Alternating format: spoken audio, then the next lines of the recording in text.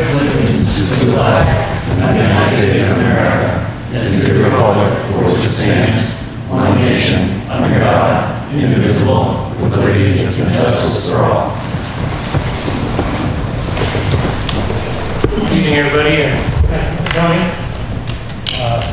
Before we start, I just want to acknowledge that, we're all concerned about the residents of Florida, and I guess the continued situation in Texas, and our thoughts and prayers go out to them. I want to mention that a contingent of Lunenburg, Leominster Salvation Army are on their way. Dave McDonald and Joanne Martinique, who are members of the board of the Lunenburg Salvation Army, are driving a mobile kitchen to join a convoy and will be deployed for at least 2 weeks or as long as it takes. And they and all the people down in Florida or Texas are in our thoughts. Is there any public comment from either board? I do, and I'll be brief, but my words have been quoted with increasing frequency in both public comment and on social media. There are individuals who present themselves as knowing what my vision for our town center is. The truth is that to understand my vision of the village center, you don't have to look any further than the preamble and purpose of the Village Center District Bylaw. The preamble of that bylaw states, the Lunenburg Town Center region has tremendous importance in symbolizing the unique character and heritage of Lunenburg. As residents engage with the historic buildings and streetscape of this area in the course of their routine daily business, be it school-related, recreational, commercial, or even just driving through, the experience greatly reinforces a profound bond with the town's present community and past heritage. There's an opportunity to significantly improve the quality of this already poignant civic experience and increase the number of people who will be drawn to share in it by expanding the business and other attractions in the area. There's also a key challenge to preserving this critical embodiment of our town. Appropriate new uses or remedies must be found to the increasing number of underutilized buildings located about the town center. Town planning experience and best practices, as exemplified in the state's model bylaw for village center districts, demonstrates some key ingredients to sustaining and enriching this type of environment in small towns.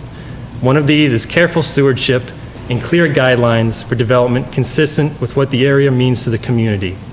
Another is encouraging a level intensive mixed-use development so that critical mass of social and economic activity can be reached that will naturally provide the resources and inspiration required to maintain and organically adapt the area landmarks, buildings, and infrastructure without excessive burden on the town's public finances. The purpose stated in this bylaw reads, in the pursuit of this opportunity and to address this challenge, the town implements this bylaw and designates this zoning district as Village Center District in order to encourage economic and residential growth that fits the character of the town. The purposes of the Village Center District are to build upon the historic development patterns in the existing village center to create attractive and walkable neighborhoods, to encourage the adaptive reuse of abandoned, vacant, or underutilized buildings or structures where appropriate, allow for a mixed use of new land uses that are appropriate to both the needs of the community and the scale of the surrounding neighborhoods, provide incentives to develop larger parcels at higher densities and in a coordinated, planned approach, to maintain a consistently high level of design quality throughout the district, and to encourage the development of mixed-use buildings and campuses that are designed and constructed in a manner that is contextually sensitive to the existing service structures and facilities. I had the pleasure and honor to write this bylaw as a member of the planning board. This bylaw was written over the course of 2 years and involves multiple public community engagement exercises and public hearings. Most importantly, this was presented and approved by the people of Lunenburg at annual town meeting in May of 2015. I am confident in the outreach work that was put into this bylaw and respect the opinion of all the citizens and board members that helped craft it and voted for it. I'm proud of this vision and will continue to advocate for it. Thank you. Mr. Chairman. One comment, just to follow up on some of the comments that are out there. I think what we may want to do as a board is consider the possibility of crafting a statement relative to our vote to pursue the viability of TCP as town offices, as well as our intention to involve the public in the use of municipal buildings moving forward. And I know we have stayed away from that in the past, but my concern, I don't believe it's appropriate for myself to comment on public media, but certainly a lot of people, as a Board of Selectmen, I think that a lot of people have questions. They don't understand, what it is that we're doing, why we're doing it, and I think at this point it might make sense for this board to craft a statement, or the town manager, as to what this workshop is about, what our plan is moving forward, and the reasons behind why we voted the way we did, and what our intent is for public involvement moving forward on the town center. Because I think that things are being misconstrued. I think that things are I just think it makes sense. People have questions, and it might make sense for us to respond as a board to some of those questions as clearly as we can, and to update it periodically, because when we don't respond, I think that puts us at a disadvantage. What are we responding to? A lot of people have questions about what is the town hall going to be sold? Is the building... Where are these questions? I mean, like, I haven't seen any. There's a forum called Discussing Lunenburg, and there's a lot of questions on that. And there's a lot of people, and I think that getting people involved, we've talked about public participation, and people are participating on this forum. And I honestly think it's a great forum, because it's not just town politics, it's, dog sitting, it's opportunities for shopping. I mean, there's everything relative to Lunenburg is kind of touched on this site, which is great. But one of the issues that's out there and talked about a lot is the fate of the town center. And I think that as a board, we may want to look at and respond to some of those questions. One of the things I read today is we're gonna sell the town hall for a CVS and townhouses, or so I think we just may want to say, look, we voted to do the TCP, to investigate that as a town hall because it made the most sense, and point a link to the TAPE study, point out the reasons by which we made that decision, and then say, moving forward, we're going to have public forums, and then once we have dates, publicize those dates so that we can get people... Where would this information appear? On the Facebook page. If we had a press release that we could refer folks to, because it's, Right, we people can ask post that. questions, and Right. they've asked questions of me, and it's difficult, if not impossible, to frame the whole scope of the conversation in a Facebook post. Exactly. Well, I mean, is the town manager receiving any questions? Or is the Board of Selectmen receiving any questions? I mean, nothing... Well, I certainly am. As a citizen, I am. You get emails? No, I'm getting people talking to me. And I think that regardless of people have questions in the community, whether it be on social media, whether it be in conversations. I mean, I know Damon's been talked to, I know I have, I know that there's posts. People have questions. So we talk about public participation and wanting involvement, regardless of, why would we not put it out there? Why would we not put out, I think the idea of a press release is a great one. Why would we not put a press release out? Oh, I'm just confused because I'm not aware of any of this conversation. Okay. That's, so it's like, we're not getting any of the Board of Selectmen, the town manager's not getting any, they're asking questions, but it's odd because they're asking questions about what we're doing, but they're not asking us. So, I'm just confused. Well, regardless of how the questions... Do we respond to Facebook? Or I'm gonna suggest that this is a public comment section. Okay. I think the first two public comments were quite appropriate. I'd like to hear more from both boards and the public. And if it's determined that we want to have an agenda item to discuss a strategy for what we do about that, we'll certainly do that post haste. Great. Jim, I have a comment. My comment's more so as a member of the public and less as a member of any board. Sorry to cut you off, just a point of order. I never called our meeting to order. I don't know if that's necessary. Yes, Just like it to is. call the planning board meeting to order so that we can all participate. Thank you. Thank you. Sorry. I want to share something briefly, and my comment will be very brief. When I was 20 years old, I was in a war zone, and I worked in a hospital for the very beginning of the war. And I worked in triage, and I am 14 years later, and I lay awake at night, often thinking about the many people that I've seen seriously injured and dead as a result of their decision to support and defend our country. I think that the sacrifice that has been made, the reason why we are all able to sit here today, is because people in a community have come together, they've worked together as a team, and they've been willing to make whatever sacrifices necessary to advance the community. As a veteran, as a resident, I find the tone of most of the conversation on Facebook to be distasteful. I find it to be dishonorable. I think that it is very dissuasive to want to be a member of politics in a small town when you have people who are actively, aggressively, and unnecessarily spreading falsehoods. I think that we should come together as a community in memory of all the people who have died, who are not here today. I think that we should find I think we should elevate the tone of civility in our conversations. And I would hope that the public, especially, in their exercise of freedom, would be more respectful of why they are able to exercise it. Any other comments from either board? If I may. I'm sure you all know me as a rabble-rouser, but I've been on both sides of that fence, and I'm off Facebook intentionally because, yeah, I agree the tone is too negative out there these days. But there's clearly some sort of a disconnect. We're losing people somewhere. So there's a communication gap. We know what we're doing.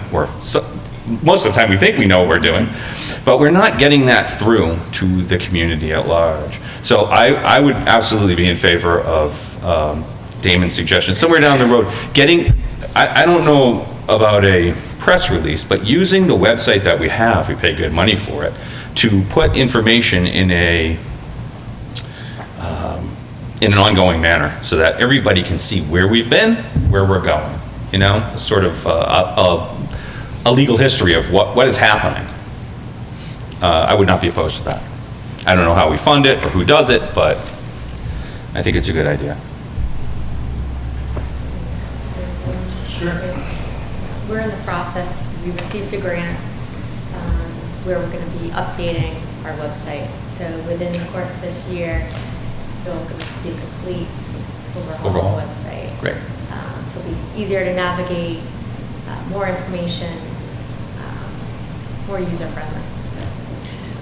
But I will just add, if I may, that I think people aren't understanding, and regardless in what venue they're asking the questions, I think it's obvious just from what we've all talked about that there is a disconnect. And I think if we can address that, be it through a press release that's posted and publicized, or some means to get the word out and then to invite the public to comment and to work with us, because I don't believe any one of us sitting at this table intends to do this in a vacuum. We want the public engagement, but as was pointed out, in a respectful, cooperative manner.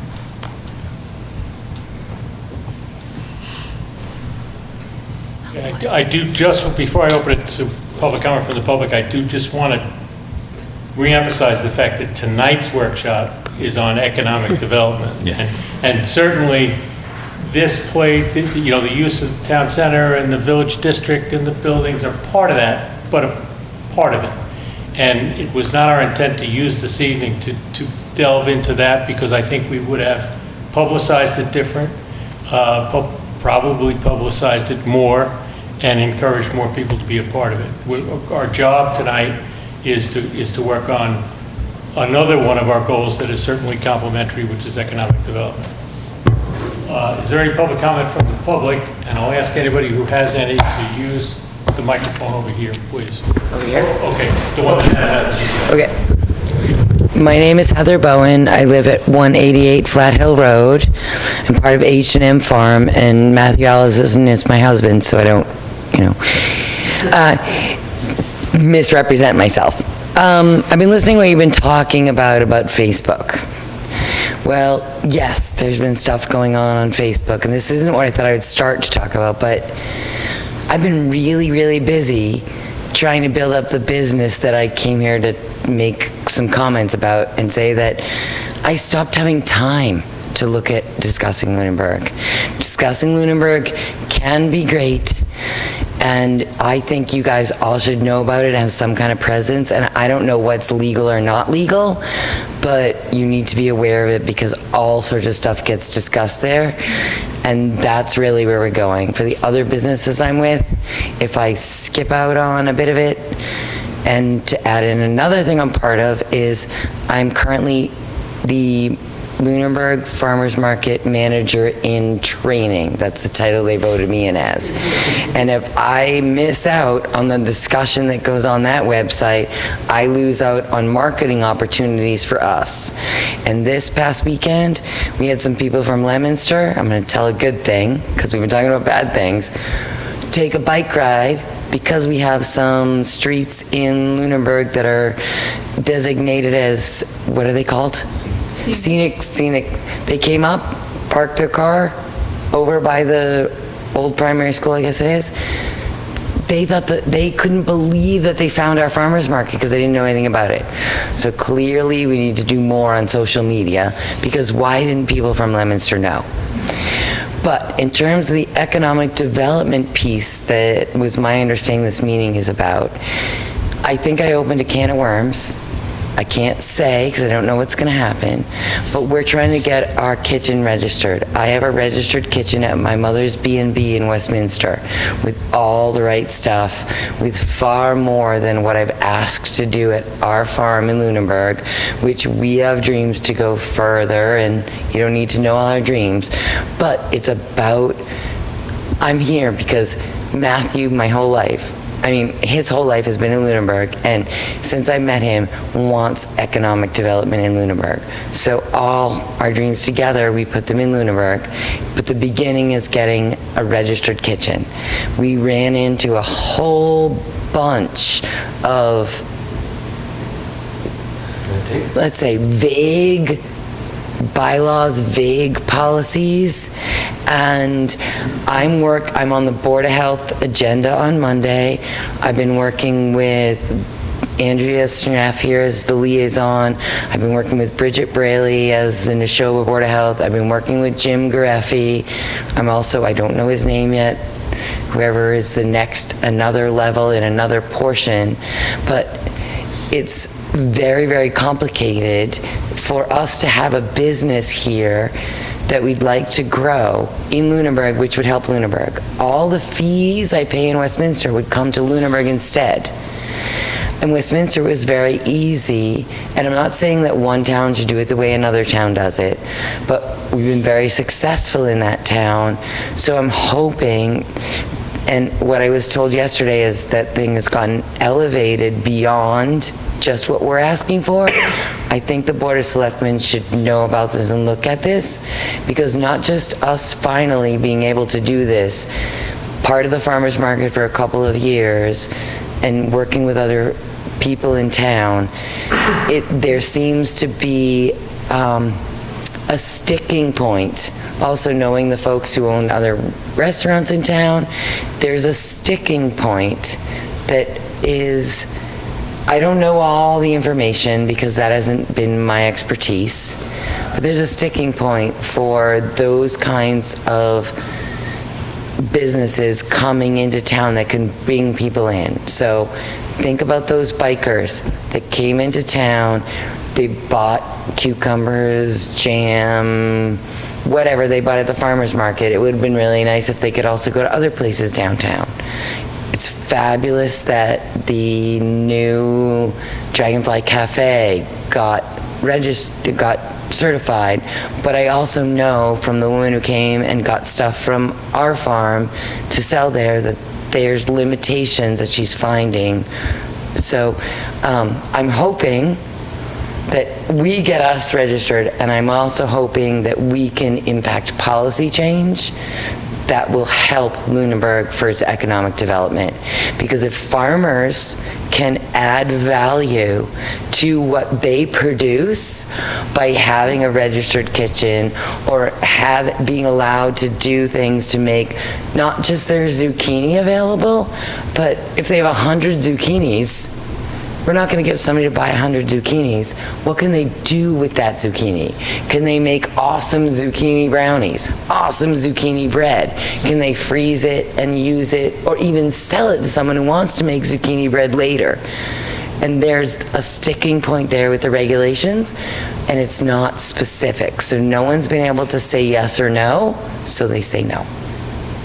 And I think that's a problem for, especially because we're encouraging small farmers, we're trying to keep the agricultural thing going. So that's what I'd like to say, and we're trying to go that direction. So I'm going to do what I can. Oh, back to Adam. I'm going to do what I can, and I'm going to do it within the legal realm, but. Thank you. Thank you. Anyone else? Please. Thank you.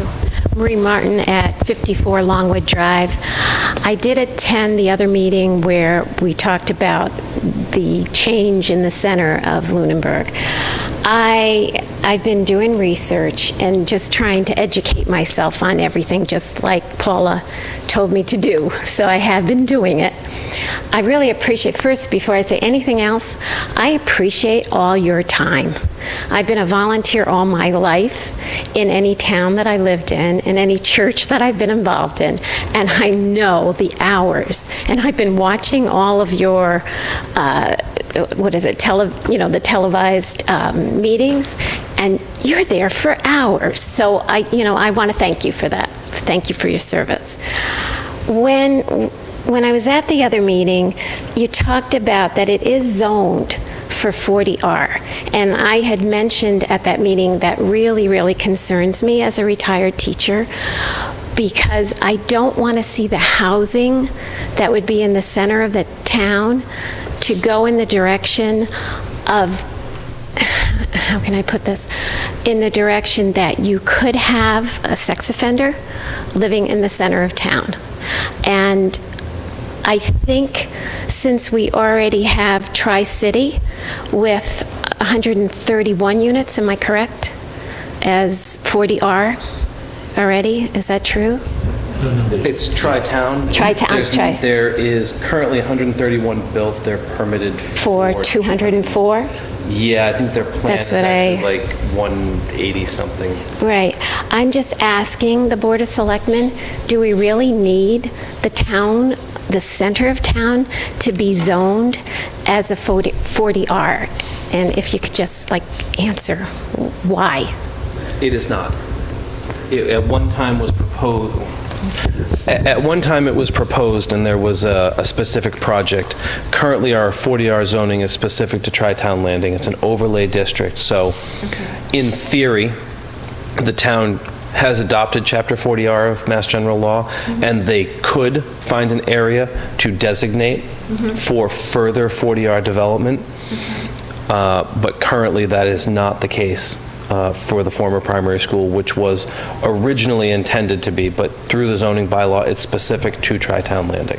So that was incorrect at the other meeting? I believe it was a misstatement. There was at one time the intent for that to be a 40R development, and it was contingent on a variety of, I believe it was federal funding for the property owner, and the selectman at the time had negotiated with him, and he kept attempting to qualify for the funding, and for one reason or another was not getting the funding. And I don't know if the zoning designation ever went through and was later removed, or they had committed to him that upon the receipt of the funding, they would move forward to town meeting with the adoption of that overlay district. But it's chapter, I think it's 413 of the protective bylaw is Tri-Town Landing, and it is site-specific to the former Tri-Town drive-in off of Youngs Road. And if you look at the zoning map, which unfortunately there isn't one in this room, there is an outline of the overlay district there that does not exist over the property that holds the former primary school. Okay, so that even the area that we're talking about developing, that, remember when you put the map up there? The old So primary. right. But no, where he had the restaurant and the condos? That was the old primary. Okay, so none of that area could be zoned as 40R? That's, we brought it Okay. up at the meeting. Okay. We're all concerned. Okay. And it sounds like Adam did the research, and we have our answer. Okay, so, could be, it is not. okay, here's the could be part that's scaring me. So how can we make it so it couldn't be? You can't. Not that it's a public comment, but You always go to town Oh, meeting. okay. I'm sorry. change it. Okay, the town would have to. Correct. Yeah, Any alteration to the Not the zoning. planning board, it's not the Board of Selectmen. It's the of town. Lunenburg at town meeting is the only one, and it has to be a 2/3 vote of those voting at town meeting. To change any zoning, for any zoning changes. But- Right now. Right. Certainly, people could submit a petition for an article to change zoning, as they can with any property, but any zoning change is up to town meeting. Okay, thank you.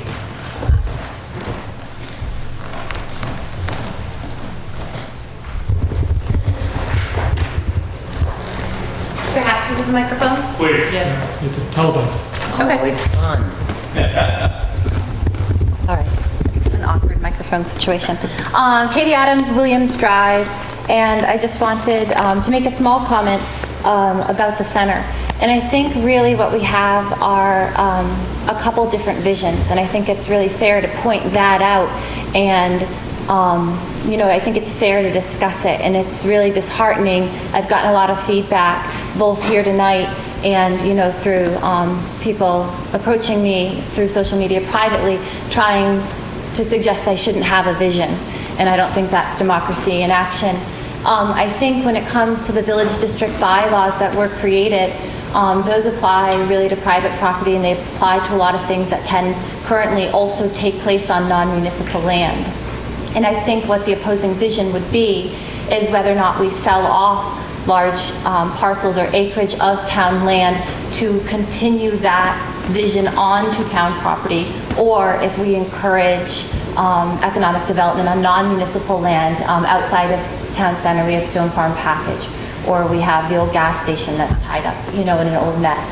And, we can encourage things like the Dragonfly Cafe. So I don't think being for saving municipal land means that you are against economic development. And certainly I think they can both be achieved.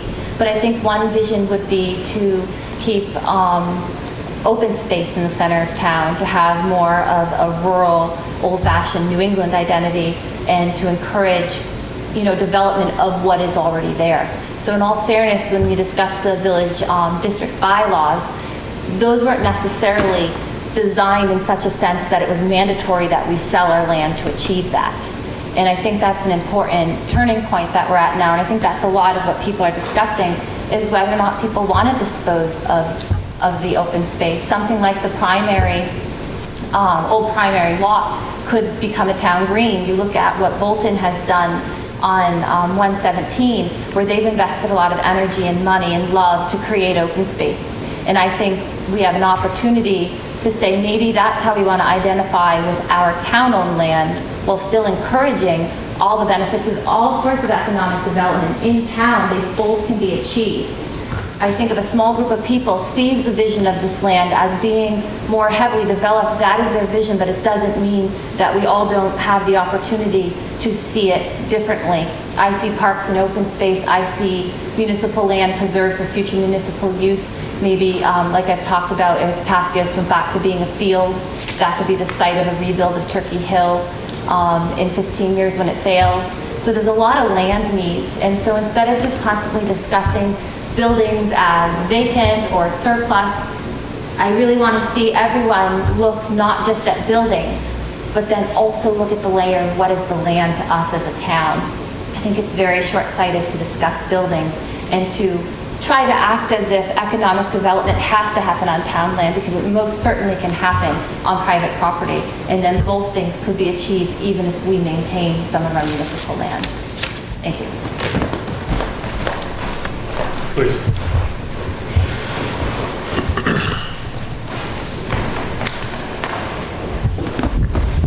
Dave Rogers, 82 Highland Street. With regard to the center district bylaw that we passed, it was my understanding, and please correct me if I'm wrong, that the intent was to afford the opportunity to individuals that owned real estate in the center of town with being able to have maybe a small business downstairs or something close by, or converting some of the existing buildings and maybe small additions, but to cluster it in such a way that what we have is something that we could further expand upon to have what the townspeople need in order to come downtown and make it more vibrant.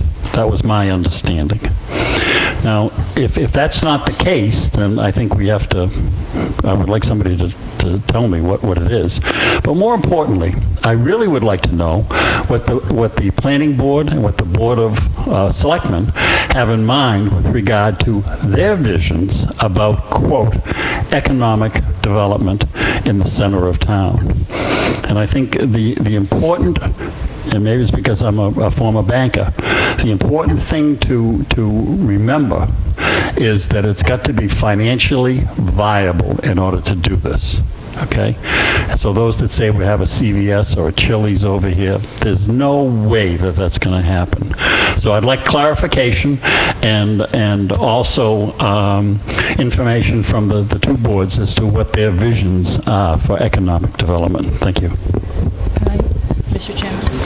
Yeah. I just want to say, we don't have a vision yet. That we're in that this is the finding of a vision. This is a discussion to work towards what is the vision and of these boards, as well as the community as a whole. What is it that we want to pursue? So that's what this meeting tonight is about.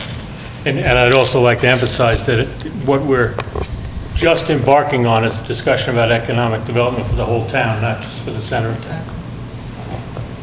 I'm going to cut off public comment now. We'll be open to some input of public comment as we do the workshop, but we have a lot to do here. And I've asked both Adam Burney, our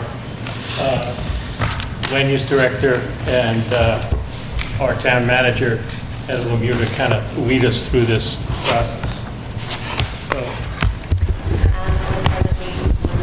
Okay, so you all got a copy of my draft presentation. Why don't you join us now? I can't because the computer cord won't reach that far. So I've changed it to one slide. It just says Amazon. I think we're done tonight. I joke. So economic development is a really amorphous topic. This is not a presentation on the direction we should go. It's more informational and conceptual to hopefully foster some discussion. I worked to not try to make any recommendations, more to just sort of set the table for where we are, because I think it's been evident over the past 6 or so months that there's a varying degree of taste for economic development, and what that, and even within the different points of view of whether we should have it or not, there's different ideas of what it should be. So I just want to kind of run through what we have for existing documents. What are we currently doing that would be considered, in my opinion, part of economic development? What the general flavor of some community desires are. I will say, and I'll have more on that when we get there, available resources, what we have, what we don't have, the community needs, what we would need for economic development in certain forms, in certain ways that people look at it, and then some general next steps. And I think from there, I'm sure we'll jump off into more details. So we have two documents that I would say lean specifically towards economic development. 2012, the Priority Development Preservation Area document developed by MRPC, and the 2013-2014 Economic Development Element. Both these documents paint a snapshot of where Lunenburg was at both of those times. I think where we are now is slightly more advanced. I don't think it's incredibly different, and I would say they're probably a reasonable jumping off point. I will also say they are very general recommendations, and I think that there's work that we could do in any development of any economic development plan going forward that gives us more specific tasks to achieve that are less nebulous. And maybe some of the tasks that are put out there could be goals, and we could objectify them into smaller measurable items that we would get to. So this is a very, very brief outline of the 2012 plan. It really goes over the demographics. It reviews the build-out of what the town could hold in its current zoning configuration and what's currently on properties. And then there's a series of recommendations. It recommends the creation of an economic development committee. I know that's been bandied about a lot. That can take a variety of different forms, from a committee that's advisory to groups or a group, all the way up to like a formal commission that operates similar to a redevelopment authority or other authority that has the ability to purchase, own, lease land, and they operate sort of like the water district as a government type entity without connection specifically to the municipal government. So that's something that you may want to keep in the back of your mind. Redevelop brownfields. The items in green are things that we've done. Implement the open space plan. The now expired open space plan was incredibly successful. It aided in purchase of the Lane property. There was a lot of other items within the action plan outlined in there that were successfully implemented, and those that weren't are incredible long-term goals that would generally be carried over from plan to plan. Database of available land. This is something a lot of communities do. It is a tool that site searchers will use when looking to locate large to medium-sized projects. It can be very helpful.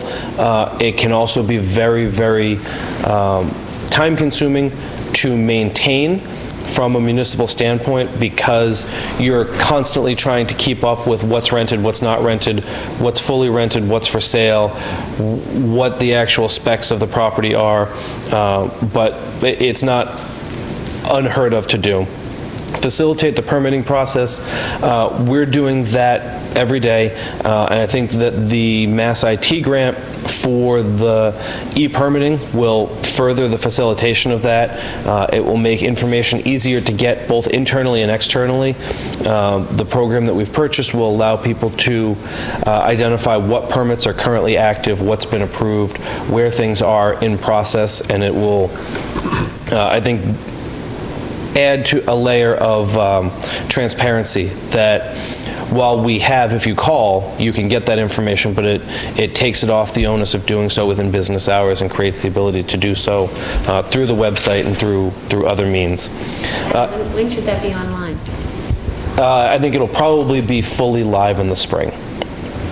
So there'll be some development of it, there'll be some soft rollout, and then it'll be fully rolled out. Improve infrastructure to promote economic development. This is a great goal. This takes a lot of different moving parts, and it takes a whole lot of money. We've done some of that. We haven't done all of it.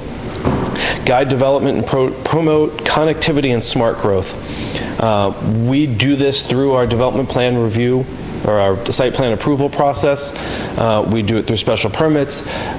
People come in, they're required to file, have public hearings with boards. The boards use the laws as a way to guide development. The laws are, at least theoretically, what people have identified as the vision for what Lunenburg looks like. So this is an ongoing thing. This is a goal that's never going to get done. Because you're constantly kind of trying to move with what your laws are, what the landscape is for development, and what proposals are in front of you. Coordinate with owners of industrial and commercial land. I have a hard time with this one in some ways, only because the text of it is suggesting that we work with property owners to figure out what they want to do and shape our laws to meet what they think is going to maximize their use of their property. That's fundamentally opposite of what I feel bylaws are. Bylaws are the community saying, this is a planning process. We want our town to look like this. So we're going to write bylaws that require you to develop your land that creates a situation where it looks like this. And what this is saying is, you know, go to the cat and ask him how you should build the canary cage so to keep him out.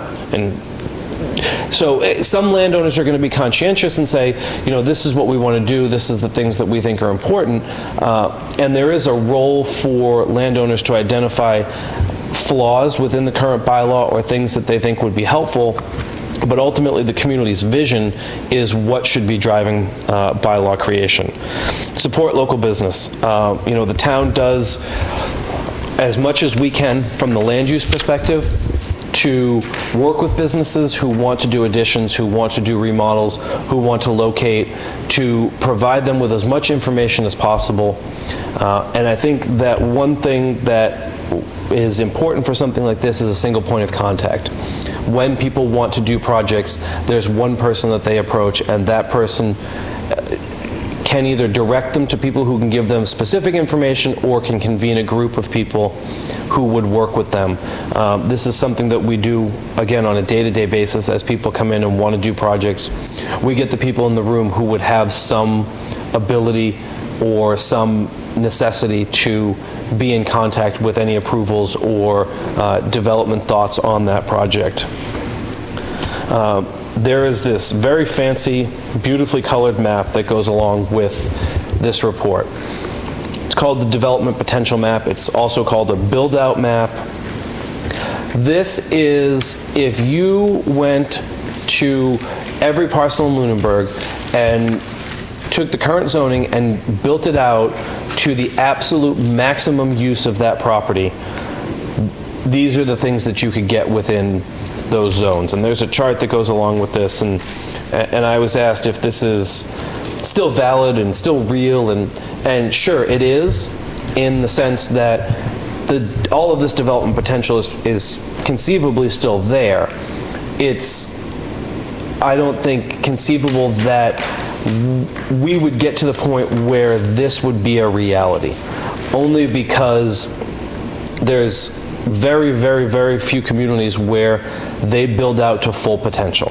And if it were to become a reality, I think we're talking triple digits of years into the future before something like this were to happen.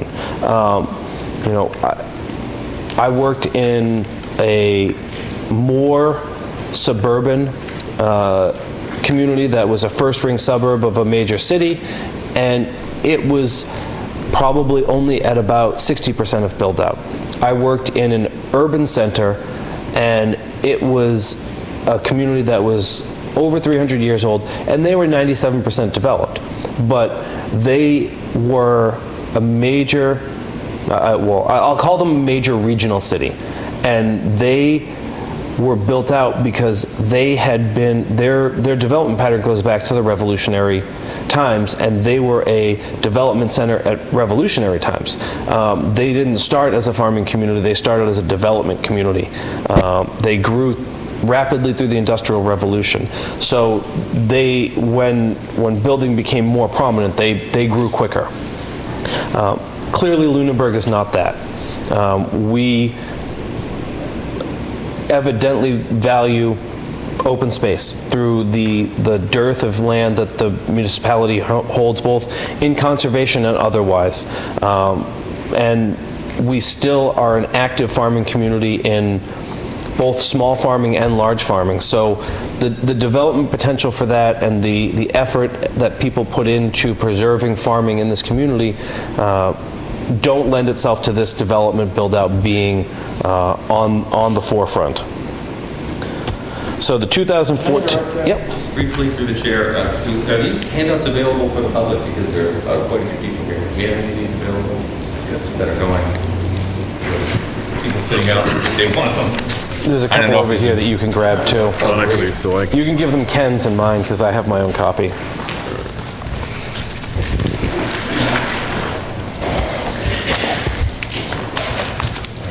just don't know if anybody. Mr. Rogers, may want to approve some of that. Yep, sure. What do you got? Anyone else? Mrs. Martin? Behind you. Sorry?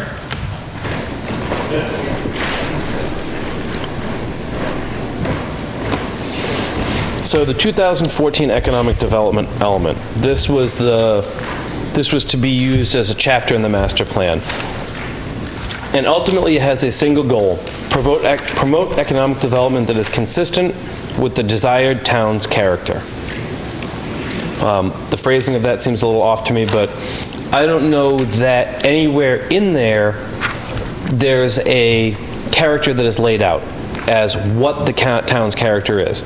Again, I think that the past 6 months has shown us that there's a variety of views of what the town's character is and what the town's character should be. And I think that really before there's major pushes in any direction, there needs to be some visioning that lays out what the character is. Update or use the website to promote economic development. Again, great goal, but we need to have a direction before we start promoting. And I think that the website update will certainly help with that, but it also doesn't give us a vision. So there's some work that needs to be done in that realm. Revisit the recommendations of the priority development preservation report. We just did that. So work on the village district bylaw. Done. It exists. Could it be tweaked? Is there things that could change? Sure, but we have the bylaw to work off of. Review the adequacy of current zoning. This is happening now. The planning board is slogging through parts of the zoning and intends to continue through the entire document. Seek road infrastructure funding. We just put $4.5 million into all of our local roads.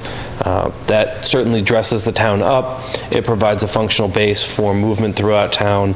And I think that in conjunction with the tip money that we have for Chase Road and Summer Street really takes care of the majority of our roads and puts us in a good roadway space. As far as infrastructure, we get into water, sewer, high-speed internet at that point, and that's a little bit of a different conversation, but we'll get to that again later. Prepare a market study to identify potential businesses.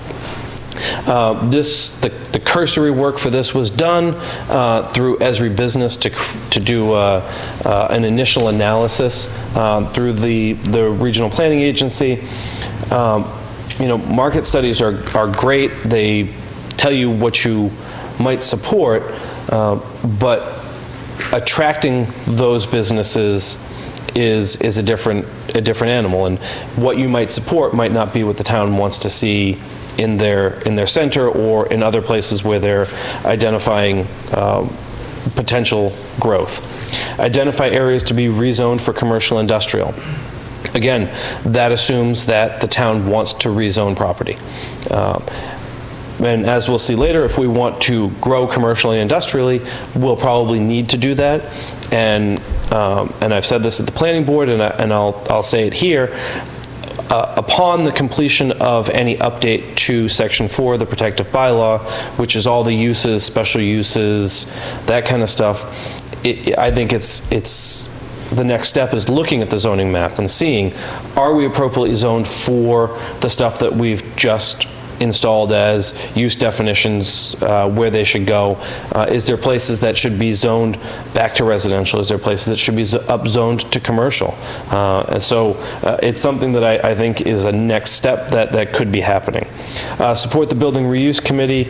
I made that green because they don't exist any longer. They've discharged their task as they saw it. So whether we've supported them or not, their task is done.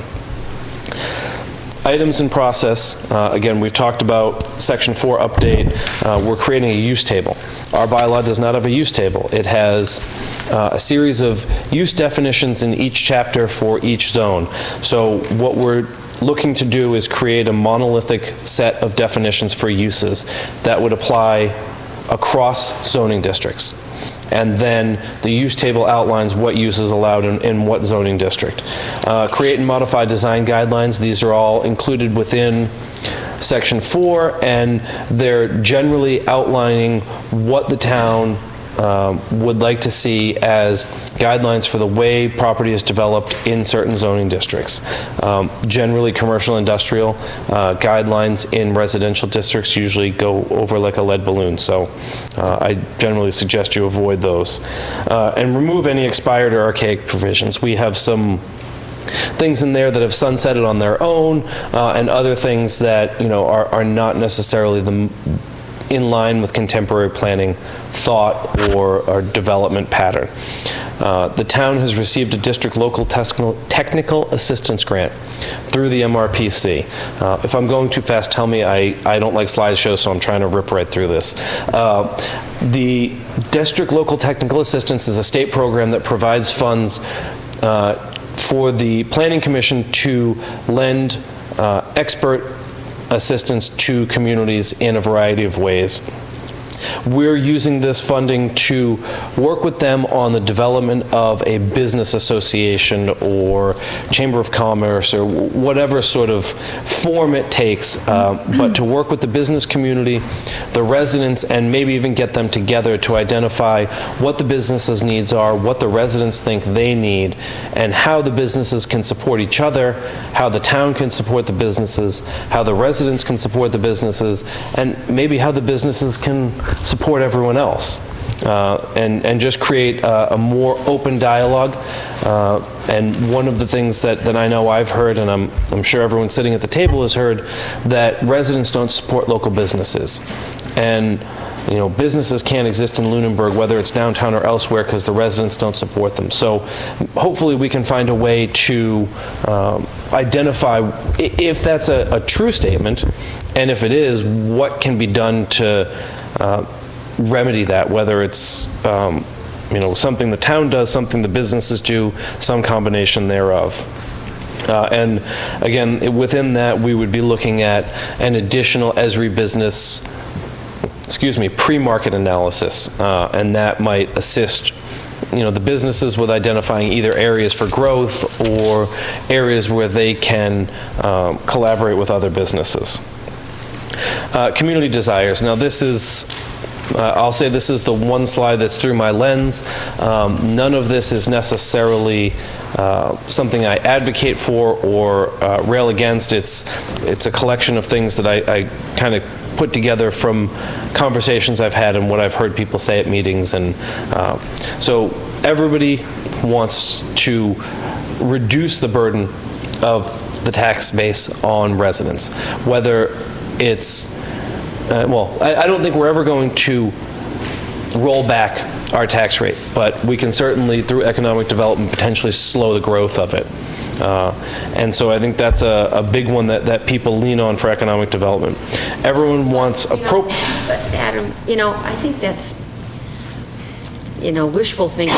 If we increased the tax base through commercial and industrial by $20 million, it would add 2% to the tax base. I mean, you're not going to reduce the residential tax burden through economic development. I don't disagree with you. I'm saying this is what I have heard as community desires from a variety of places in reference to economic development. I'm not advocating that. I just don't think it belongs in the slide. Well, and I would respectfully disagree with you. So part of the issue is that if there's $20 million worth of new growth, it's new growth and it's added to the taxes, it will not reduce residential taxes. Unless we choose not to increase our taxes in new growth, which is a town meeting action. So the question becomes here is, instead of changing reduction of residential tax rate, provide for the opportunity to reduce the tax rate or to provide for additional services. I think it's a misnomer to say we are going to reduce taxes if we have economic development based on how Proposition 2.5 works in Massachusetts. Okay, I want to be clear. This is not me saying these things are going to happen. I'm not saying this is a reason to do economic development. These are things that I have heard throughout the community that people say in reference to economic Then development. you should change this community comments as Yes, opposed to yes. desires. Okay, Yes. well, then I apologize for the mistitled slide. It's Appropriate, important so that if we post these Correct, on yeah. the website, when we Exactly. do, that it says what it's actually doing as opposed to this is what Lunenburg has decided is the appropriate. well, and again, I'm inferring that desires are, it's clearly what people have desired, but I take your point and I will change the title. Appropriate business development that retains rural character. I mean, I think that regardless of what your vision for Lunenburg is, there's a collective, at least, there's a collective voice of the fact that we have a rural character. What that rural character means to people is varying. Promotion of ecotourism. This is, over the past couple of years has become something that has become more prevalent. And again, as I said earlier, we have a lot of conservation land, and this potentially is something that could be a driver for some other economic development in conjunction with getting people in here to avail themselves of our recreational opportunities.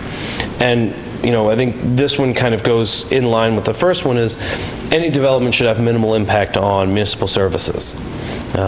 Because Exactly. they cost money, and so minimal impact on municipal services and additional tax base equals, the potential for a slower growth. And I would just add to that, when you talk about the tax burden, the reality is that the tax burden associated with business is significantly different than the tax burden of a residential home. So this is probably really hard to read. Oh, it comes up better than I thought it would. All these little red dots are the existing vacant commercially zoned or industrially zoned properties in the town. There is one little orange dot in there. I found that one to be significant. That is the property down on Mass Ave. It is zoned commercially. It's widely underused, but I think in reference to what you could potentially do there, I don't see that changing to a developable potential in the future. What property on Mass Property, Ave? No. the flea market. Okay. Montour's, okay. So of the red dots, there's 11 of them. They cover 78.2 acres, 19 of which is two parcels that are more than 80% covered in wetland. Not even like a little... Are these town-owned lots or these? No, these are all privately owned. There's not a single town-owned lot included in that. And that's because none of the town-owned land is zoned commercially. So we're not dealing with this massive amount of commercially developable land. In comparison, there are 5 parcels in the earth removal, under earth removal permits, owned within the industrial district by 2 landowners that comprise 85.6 acres that appear to be minimally used. Now, again, they own the properties, they have earth removal permits. I'm sure that there is activity on them, but they're not as used as maybe the main parcels that those 2 property owners have. So what I think that does is just illustrates that we're not swimming in commercial land. You've got your mic there. What? Sorry, I'm just trying to plug it in so it doesn't die on me. We're not swimming in commercial land. We have some, and of course that's going to do that.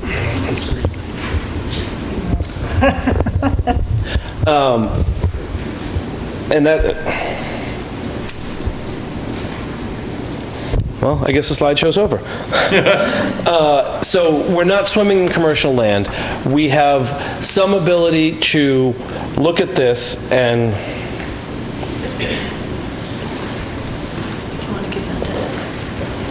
I have one right here.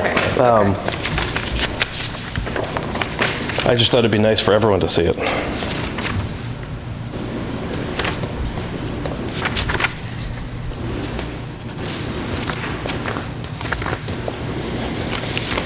Not swimming in commercial land, so we're,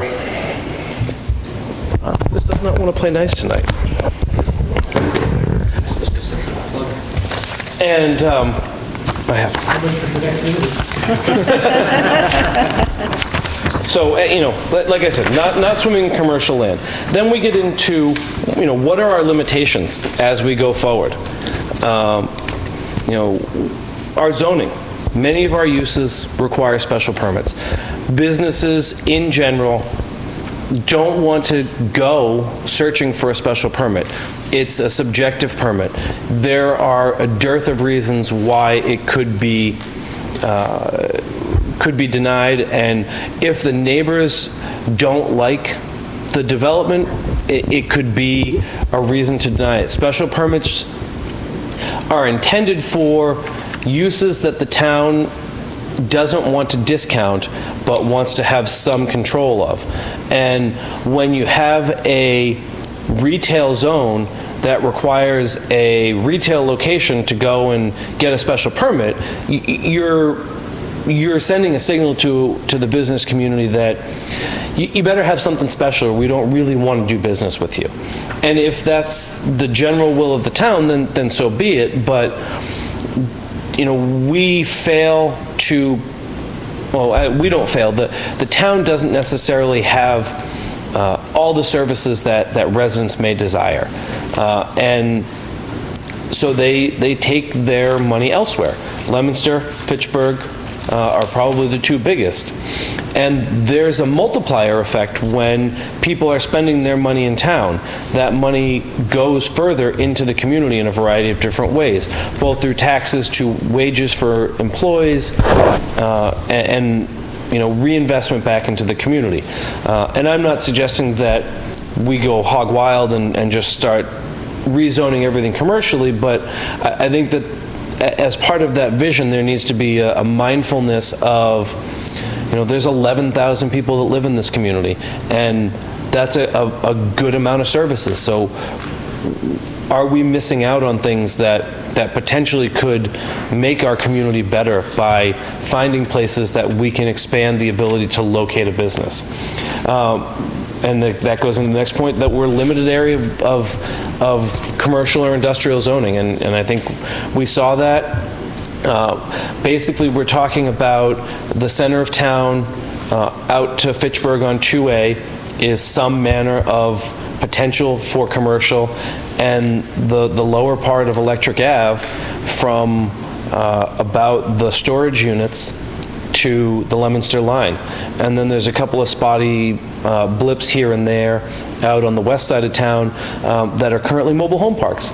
And my understanding is that that zoning was done as a way to prevent that use from growing or being transferred in the future. So, then we get into industrial land. We have some commercial down on Summer Street. We have industrial land on Summer Street. The 43D development spoken about, 43D is the priority development. It was put into law during the Patrick administration, I would say probably 2009, 2010, and it allows towns to target areas for development by making them pad ready and ensuring that permits are going to be issued on an expedited basis with a collaboration between boards.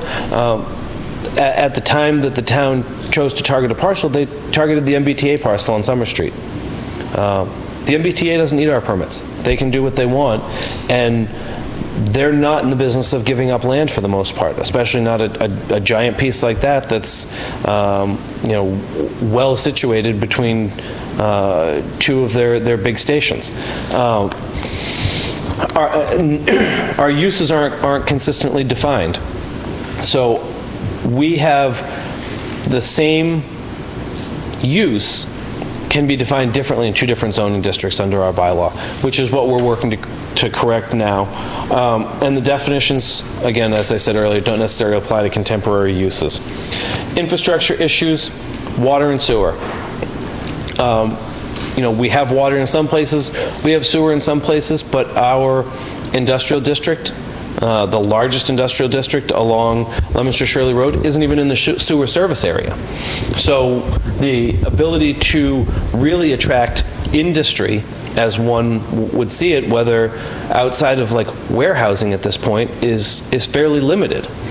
So I would also add natural gas to that too. yep, and high-speed internet is there as well. And I know, moving forward, we have in our GIS, you can identify what the water district is and the sewer district is. But do we have a method to identify locations with gas service and the high-speed internet? I don't know that we do, because that layer is, the layers that we have are town-created or state-created. Yeah. And I'm not sure that the utility companies are really hot to give out their, We may have it because they had to get permission from the town to lay the pipes in the town, so the town clerk actually may have some of that. she may have information on where it is. We'd have to create our own layer. But yeah, I mean, that's potential. And our high-speed internet is on Leominster Shirley Road and from Fitchburg to the center of town, from what I've been able to ascertain. So, great, we have high-speed internet and we have the potential for water in the industrial district, but we don't have sewer, and I don't think there's natural gas down there.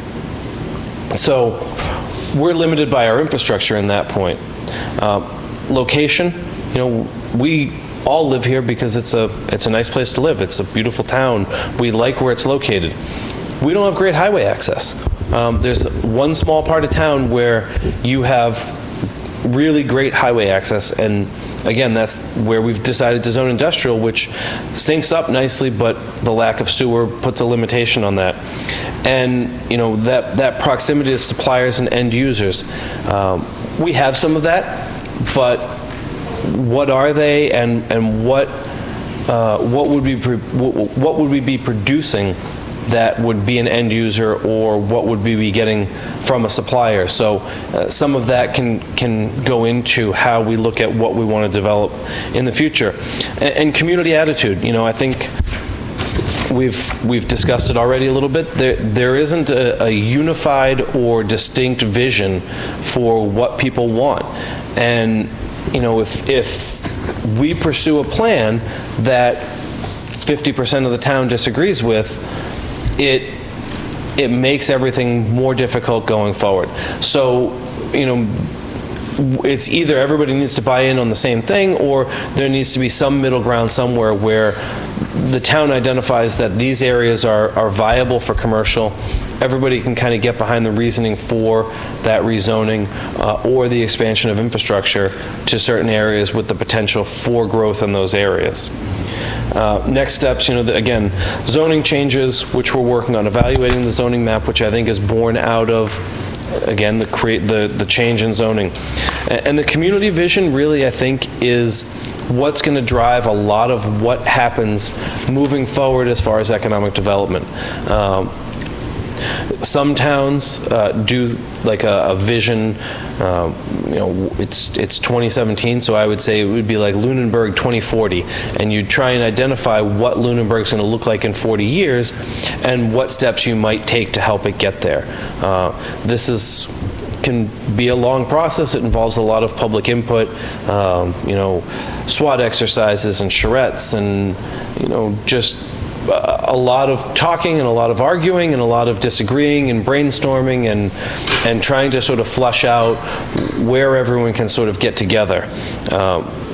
Identifying what ecotourism opportunities there are out there, if that's part of the vision. Working on solidifying a trail map of the existing trails. Working to identify what organizations we would partner with locally, regionally, statewide, that we could get that information out there, and who would be willing to potentially invest in assisting the town in moving forward. The Conservation Commission has forest stewardship plans on the 5 forests that they currently own. They're pursuing a forest cutting plan on one of those properties each year over the next 5 years. That's going to provide them with two things. It's going to provide them with funding. There's currently a revolving fund that the proceeds from that go into, and that is for the maintenance and operation of conservation land or potential purchase. So they create a renewable fund of maintenance money, but in order to forest these areas, there's logging trails that get put in. So you create essentially a trunk trail for these properties where you can get people, bicycles, in the winter, snowmobiles in there if that's so desired.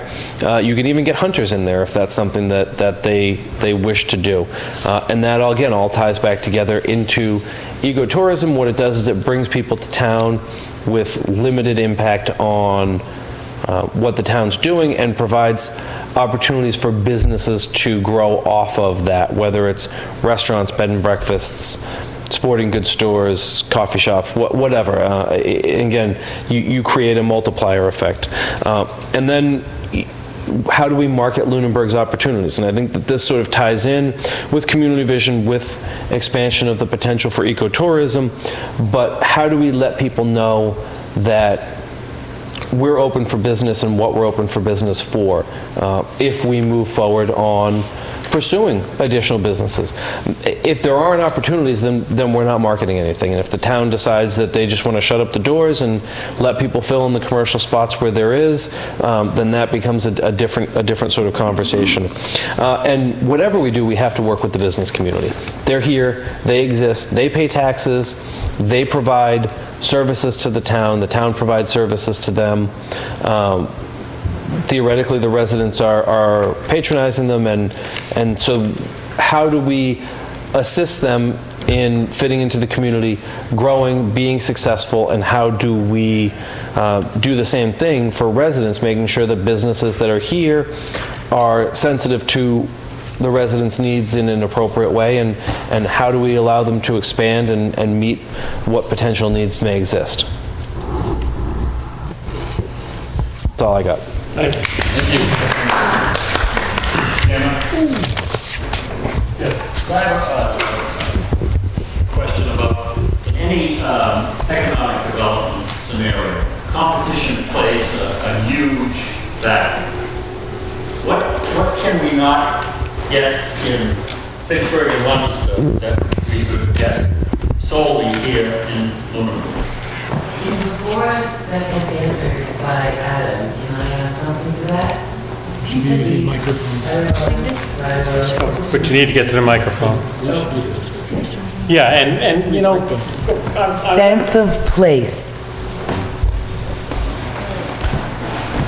I think that's, but before, I think that's what we're going to talk about, is what as individuals we think, and I think we'll welcome input, but I think we haven't even had that conversation. that's correct. I mean, if the question was directed to me, I don't know that there's anything that you can get in Lunenburg except maybe buying your vegetables. Oh, I know. I person think who there's. grows it. I think there's a. Yeah, exactly. I think I'm going to let the chairman go, but personally, my response to that is that's one of the first things I asked myself in preparation of this meeting, is what is it that draws people to Lunenburg, and how can we expand on that? And the first thing that came to me is ecotourism, which is our trail system and our land. And the next thing that came to me was our farming community, is our opportunities to encourage the large and small farms that we have. The other thing that I think that we have that other communities don't have is we have a very strong artist community, and we have a very strong craft community. And so I think when we talk about what can Lunenburg offer that other communities can't, I think we've got to draw on Lunenburg's strengths. And to me, that's what Lunenburg's strengths are, is its people and its land. Frankly, that's why I asked. Sir, please. Mr. Chair? Yes. So just some thoughts, being the historian that I am. So Lunenburg has gone back and forth between wanting to have development, wanting to restrict it. We didn't have zoning until 1960. We worked against the extension of I-190 from Leominster through Lunenburg into New Hampshire. Going back to the 1800s, there were people that worked against the railroad coming through Lunenburg successfully, and it's only in the lower part. Route 2A used to be Route 2, and then it got moved south to the current Route 2. If you go back to the 2000s, when Lunenburg was in the process of sewering the entire town, the town rose up and said, no, we don't want to sewer the entire town. It stopped the expansion of sewer and did a sewer use needs study, and basically said, for environmental reasons, we're only going to put the sewer where it needs to be environmentally, not economically. And I point out that the town charter provides that the Board of Sewer Commissioners shall, in conjunction with other land use bodies, assist in developing a long-range strategic plan for guiding town growth and development. So we need to bring that part in. So just adding sewer does not necessarily mean it's the right thing to do environmentally. We also need to talk about the high electric cost that Unitil is charging, and that is a huge difference between why somebody would come here versus go to Leominster, which doesn't have Unitil. I'll support local businesses based on the cost, the service, the quality, and the available services. I will not do my weekly shopping at the center store, but I will go there when I need something to do something else. So we need to talk about, is there going to be another Market Basket in Lunenburg? I don't think so. We have Hannaford's, we have Walmart. So that was an economic development push that the town meeting voted, 2/3 vote, to extend zoning back enough that that parcel could be fit. They blamed the prior planning director, they blamed the fact is the town voted to do that. So we have a love-hate thing that goes on, and it's the not in my backyard. The lower right-hand corner where Keating's is used to be strictly commercial. Now it says industrial park. Office park, industrial park. With the idea that we didn't want traditional commercial, there was a choice to make the type of thing. So I think Lunenburg has done some good things. Well, how far do we want to have commercial to go? And as I think this is our first step to do this, I like the fact the planning board's going through and making the zoning consistent. The zoning map will be the hot button as far as when it goes to town meeting. And we don't need to have 50%, we need to have 2/3 of the town agree, because that's what it takes to change zoning in order to make something change for how we're going to do economic development. So we got the zoning part, and then we have the non-zoning part for what we can do that's not that part. And I think we need to do both. So I'd build on that and say I think everything the planning board is doing with the use table and the definitions and all that is a great step forward, and happy with all the work that's being done there. What I am afraid of is trying to redraw the map. I think there will be tremendous pushback from the public when you try to take a residential area and make it commercial. Yeah, and I would agree. So my suggestion is, because we've identified that purely seeking commercial development isn't going to lower taxes like some people hope it would. So I think everything that we do, as far as making decisions for economic development, has to be grounded in what does that economic development add to the community? Does it enhance the public realm? Does it promote walkability? I think it needs to focus on being contextually appropriate uses with contextually appropriate scale and design.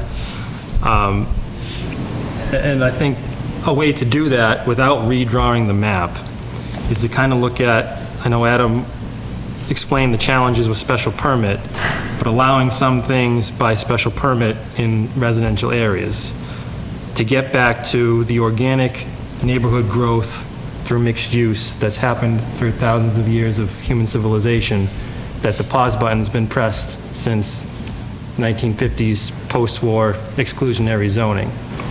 So if we can identify uses that are acceptable, contextually appropriate, that could go into residential areas, and I'm talking your markets, your craft stores, your artist community, your baker, or what things of that nature. How can we make them appropriate, and how can we grow neighborhoods organically like they used to be. And I think part of that could even be embracing a more progressive view and definition of what a home business is. Because that, if you're living in a space and working out of it, that I think makes it more acceptable to be in a residential area, but also allows you to, add something to the community that you can't now. Mr. Chairman, so in identifying the wants and needs of the residents, I think the Survey Monkey would actually be a good opportunity to do that, to reach out to the residents to say what services and retail or whatever do we not have. I mean, we have a car dealership, a ton of car repair places. We don't have an auto parts store. I think that we should look for development that supports what we already have. We don't have a dry cleaners. Those are all services that people go to Fitchburg and Leominster to have. And I'd much prefer to do it here in town, but we just don't have them. So I know we get quite a bit of feedback as far as the painting of the town hall, but I think if we reach out to the residents for what their wants and needs are, I think that's a good way to do that. And then we can try to find appropriate places for those things. I think access to, we have a lot of limitations, but we got to make lemonade out of the lemons we got. So I think access to some of these commercial lands, I abut a commercial property. It's half commercial, half residential, and the 20 or so acres of commercial, it's inaccessible from 2A. It's behind the bootlegger, and the only access is through residential land. So just accessing some of these properties, I think, is a problem. I think just gauging what the town feels it needs and then trying to find places for those things to work would be a good idea. I think we have to be self-aware why we don't have those already, too, at the same time. Right, right. But, and again, if we can cut for if we get one good idea out of every 10 bad ones, it's worth it, or not bad ones, but things that we don't need. I would agree that sending stuff out to the citizens makes sense, but I think we have to define what that framework is, because I think that's the discussion we need to have, is what is it that we're looking, when we talk about economic development, what is it that we're hoping to accomplish? What's our objective? And what type of businesses, or what do we want to promote? And the question that was asked earlier is, what does Lunenburg have that other communities don't have? And, personally, as a citizen and someone who's lived here for 30 some odd years, I want Lunenburg to maintain the open space that we have and improve and enhance that open space, and then put together businesses that will complement those opportunities to enhance our existing farmlands and put together a plan that will enhance those businesses. Because that's what Lunenburg has that our surrounding communities don't have. I would add that I think that part of, looking at a map just from, I think if you live, south of Mass Ave, you really have no reason to come to the center of town unless you go to the post office.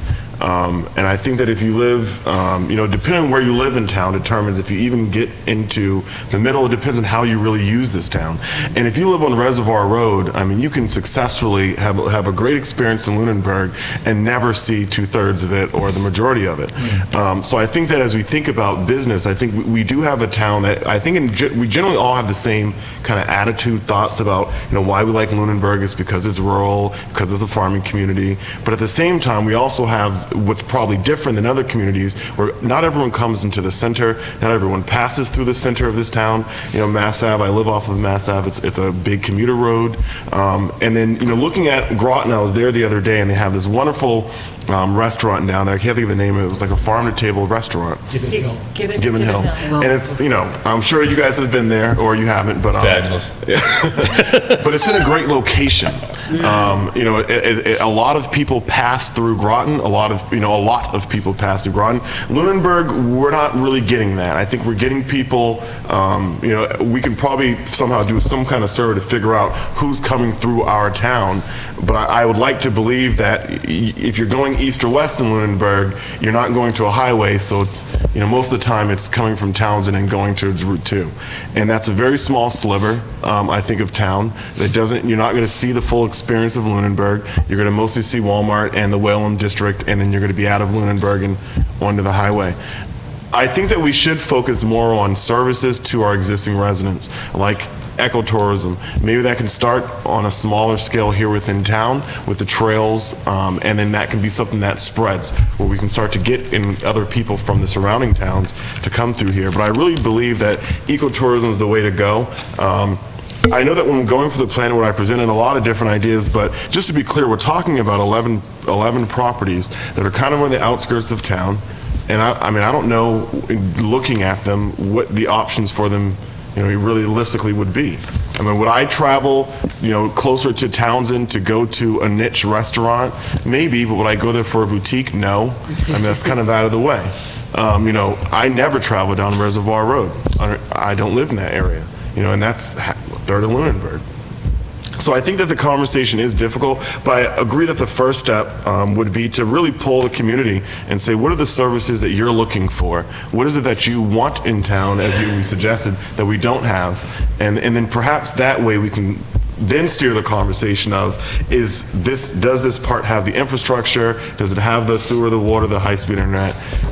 Maybe the answer in town is looking into solar as well, as the town going into that almost as other people do. Maybe that's something we should do as a form to generate some money. I think the view, I think, is that taxes keep going up and residents aren't getting more for their money. You're still getting the same thing, just more taxes. And so I think that, we have to kind of twist that to say, well, here's what we're offering, here's what else you get in Lunenburg. And in my opinion, that again should be the focus. If I may, my 2 cents. My education was in marketing, and when I look at this whole thing sort of holistically, I stand back and I look at it and I see a bunch of different issues. If you look at the lack of structure that Paula was talking about as a sort of an infrastructure issue, you can say that if you ask 50 people in town, what's important to you, what do you want to see coming in? You're going to get 50 different answers. What we don't have is we don't have a community group that is focused on handling that part of the puzzle and saying, what do we really want here? How are we going to achieve this? How can we get the Board of Selectmen, the Planning Board, everybody on the same page with this thing to make it easier for whatever the eventual business is? I mean, I don't think anybody, in 1857 said, well, what's Lunenburg known for? Oh, they got, Whalum Park, baby. You know what I mean? It's something will come in. It's just you have to lay the groundwork for it to be built. So when I look at it, I say our part of the puzzle is exactly what we're doing. We have to go through the bylaws. We have to go through everything to make sure that it's an easy, whether we're talking about economic development or residential development, we have to make it easier for the people who are looking for someplace to land. So we're doing that part, I think, and we've done a great job in the center of town with that. But we lack that vision, and I think a marketing department, so to speak, would help us flesh that out and bring some real body to it, so we know what we need to do and what we don't need to do to help assist this area to grow. That's the way I see it. So we've got the people. I think that one of the problems with the dealing with the public as a town entity is that there seems to be this expectation that we're gonna somehow come up with the right thing for the right spot and make all these things happen. I don't know how to do that. I don't know what's coming, who's got money, who wants to do what. We need to lay it down so that somebody with a vision can come in and do what they want to do.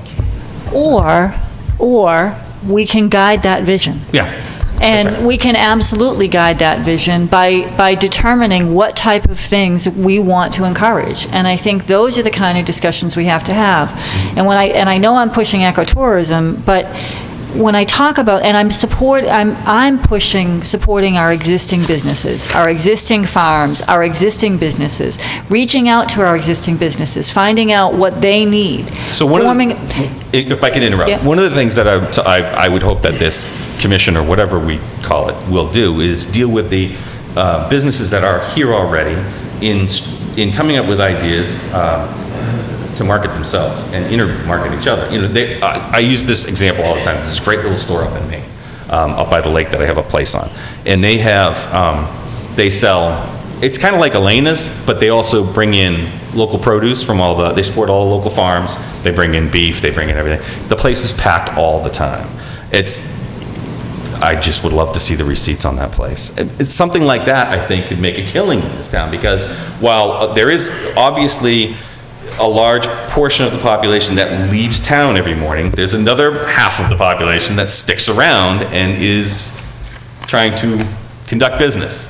So, A question about that place. Do they have like a market basket within 5 miles? I mean, they have a Hannaford within 5 miles, yeah.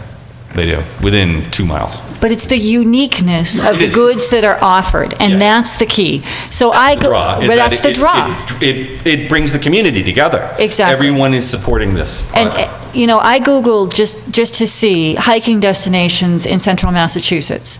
And if you look at the map, Lunenburg doesn't show up. Do we want Lunenburg to show up? Do we want Lunenburg to be a destination for hiking or recreational trail opportunities? We have hundreds upon hundreds of trails. Is that something we want to encourage? Is that something we want to market? And if so, there are various avenues that we can do. The Montechusett Regional Trails Coalition is trying to link communities in this region via trails, and they have a very extensive group that meets on Tuesday morning and Tuesday night, and they're putting together trail maps and regional trails, and those trail maps incorporate marketing for various farms, for various destinations along those trail routes. That's an opportunity that we're missing because we're not participating as a community. When we talk about what does Lunenburg have, if we want to maintain our rural characteristic, that doesn't necessarily mean we want to encourage industrial and commercial growth. And when we talk about sewer, quite frankly, that scares me, because we want to be very careful about what we do, because if you look at places like Tri-Town, and you look at places like Emerald City, people get all up in arms about the potential for development. Well, sewer is what allowed that type of development. So we need to be careful about unintended consequences and make sure what we're doing is what we really want as a community. There are things that we can do when we talk about our farmers, and there are opportunities for farmers markets, and various communities have them that are both summer and winter year-round. In Natick, there's a farmers collaborative, and they have it at the Natick Center Cultural District, and they have a whole guide that they put out of all the different businesses that can be seen. In Lowell, they have a fantastic farm market that's an old mill. In Wayland, they do the same type of thing. In Pawtucket, Rhode Island. I mean, there is communities that are encouraging farmers and doing things to promote those businesses. Arts and various crafters. There's communities that are putting together arts and crafts collectives. Brattleboro, Vermont. There's Compton Collective in Worcester. Essex Village in Connecticut. Wolfboro, New Hampshire. Bridgeton, Maine. I mean, you can look at these communities. They've maintained their historic identity, and they're supporting their local industry without changing the rural character of their communities. do they have other draws? I mean, Wolfboro is right on Winnipesaukee, right? Well, Natick certainly doesn't, that I know of. But I think if we don't have a Yeah, absolutely. structure in place of some group to, jump between all three worlds, if you will, then it becomes difficult for us, time-wise, it's very, very difficult for either board to handle this kind of a situation independently. This is a great segue for AgCom. Exactly, that's one of my things, that's one of my recommendations. There's a new state law that allows AgComs through the town vote to hold land, just like the select board and the conservation. I hear a lot of conversation about conservation land, and they develop stuff and they steward, and AgCom can do the same thing. There are hundreds of acres in Lunenburg that are owned by the town that are farmed by the townspeople. Or recent townspeople. Owned by the town, just a clarifying question. There's 112 acres on Fairview that's farmed. The Woodruff. So we go out to bid to have somebody hay it every year. Yeah, the Woodruff. Right, so that would alleviate a lot of the difficulties for these boards that already have their hands full for some group of people who know what they're doing. They need a budget line item on the budget. They need to have the ability to hold land. And farmers in general in town we need to have our bylaws reflect the state minimum of 2 acres, less than 5. Our bylaw goes so far as to say you have to have 5 plus your zoned minimum acreage. So in outlying, you have to have 7 acres. In residence A or B, you have to have 6 acres to have a farm. And the state minimum has been reduced to 2 with some income requirements to offset the size. And that's been the direction that farming has been going in the last few decades, is smaller farms. There's actually more farms now with smaller acreage. There are many more. Like less than 40 years ago, we had 3 active dairies, and they were all selling raw milk. We still have 2 of those dairies. One of them sells exclusively to Grelick. The other one is getting along, selling to the residents. I think they're talking about getting their delivery back. The AgCom is a beautiful resource for a beautiful town that has beautiful resources, and the people are part of it. Farming itself is commercial agriculture, is the definition. Economic activity and entrepreneurship, by allowing people to develop their property, raise animals, grow their own food, provide food for their neighbors. The schools, town employees, elderly, teens, local businesses, citizens alike could reinvest their money into the town by buying their food from people in town. It makes sense for the AgCom to be able to hold the property, oversee a surplus building potentially, or some space in the TCP. The cafeteria and the kitchen could allow farmers to add value to their products. If it was managed by the AgCom like the farmers market is, I'm pretty sure it would benefit the town greatly. The market has flourished in the last few years that the AgCom has been in charge of it. And it just makes sense because everybody keeps talking about the rural character and the farms and the NIMBYs, but the people who are not NIMBYs and people who have the rural character, they're not, their hands are kind of tied by the influx of people, and the estimates here for the 2020 population was 10.5, and we're already over 11.5 according to the 15. We're growing rapidly, and we're losing our sense. The only thing I'm leery about is, I agree with you, I think it's an important piece of the puzzle, and it should be coordinated with other business opportunities in town. But I'm leery of telling the town that, without addressing the issue of what does the town think, because that's a big piece of the puzzle that's been missing for a long time. I get a different story from everyone, what this town's supposed to be. We need to figure that out first, and then put the pieces. The marketing should flow from, what's our vision? We have to of ourselves. But we have to get the feedback from the town. Yeah. But at the same time, we have a land use director and the 5 of you all. Yes. Who should give some. You're sailing the ship. Yes. The town has to approve of it, but you are sailing the ship. Yes. And I agree with everything Matt just said. I think that goes right in line with what I was saying. My personal view is anything that we do to promote economic development also has to promote quality of life in town as well. Yeah. One of the things, I've been in conversation with Steve Powell from Powell Stone and Gravel, and I have to first disclose that there is a conflict of interest because some of the property that he has talked to me about abuts me, and based on the rules, that is a conflict of interest. But what he's what he's interested in doing in our conversations, and I think it's a bit premature to say this with any kind of full depth, but what he would like to do is give the town some land, preserve land throughout town, but he also, of course, given his business, would like to take some of town land and turn it into parks. Of course, given the nature of what Powell Stone and Gravel does, I'm sure that there would be some work on their side, but he certainly has identified several properties around town and said, this is in a residential neighborhood, and if, I will give the town this piece of property, I will take this piece of property, I will do what I need to do to it, I'll turn it into a park, and I will give it back to the town.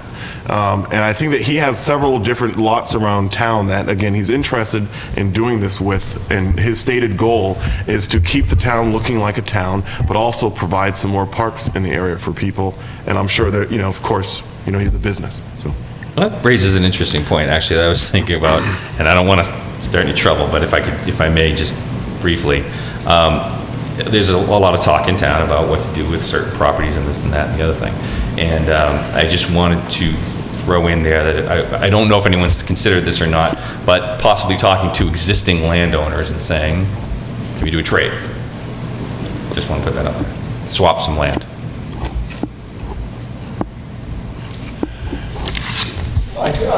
I'd like to make an observation. I'm listening here and I'm trying to think of a theme or where we're going with this. And you hear words like farming, AgCom, walkability, ecotourism, and they seem like positive words. They're words that most of the town is going to kind of say that's a good idea.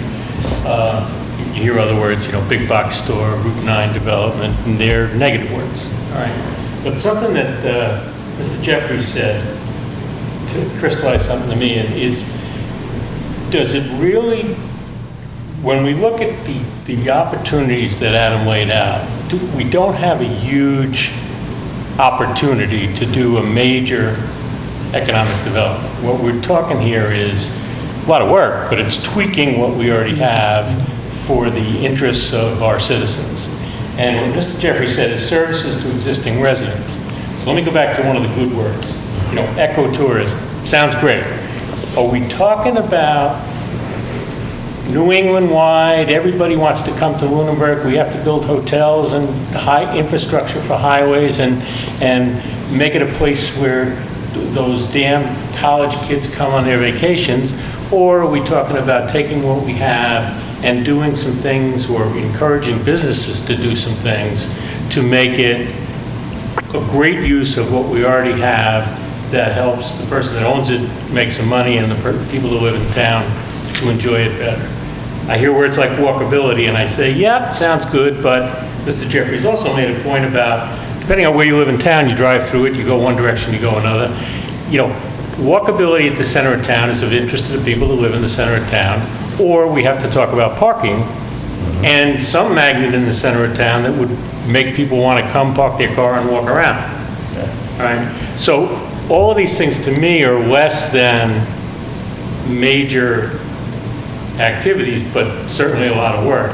The AgCom, developing out the farming, I think it's an excellent idea, but you need people with a passion that have an enlightened self-interest.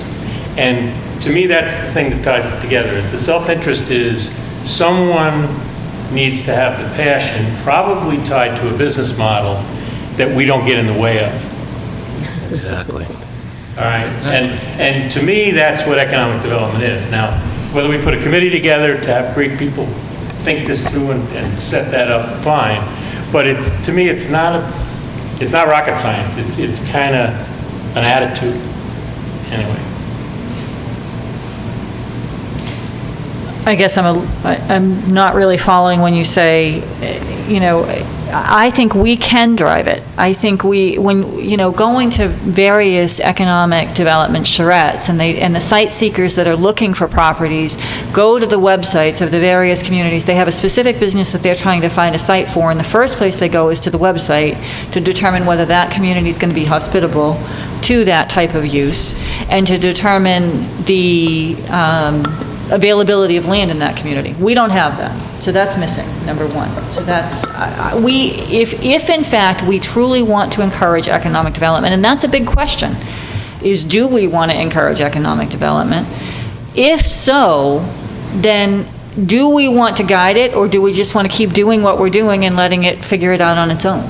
And personally, I would like to guide it, and given the fact that we have numerous buildings, we're all sort of dancing around the town center issue, but the reality is that is one of the issues and that we're talking about, is what to do with these buildings. And, I certainly have my own thoughts of what should happen in the center of town, and I'm happy to share them. I mean, I don't have any defined idea of what to do, but when we talk about these buildings, I don't think any of us want to just vacate these buildings and let them fall apart like we did with the old primary. I mean, I personally don't want to see that happen. So we at least have a responsibility in that regard to talk about economic development, unless we're going to just leave TCP with just the superintendent in it and not do anything with these buildings.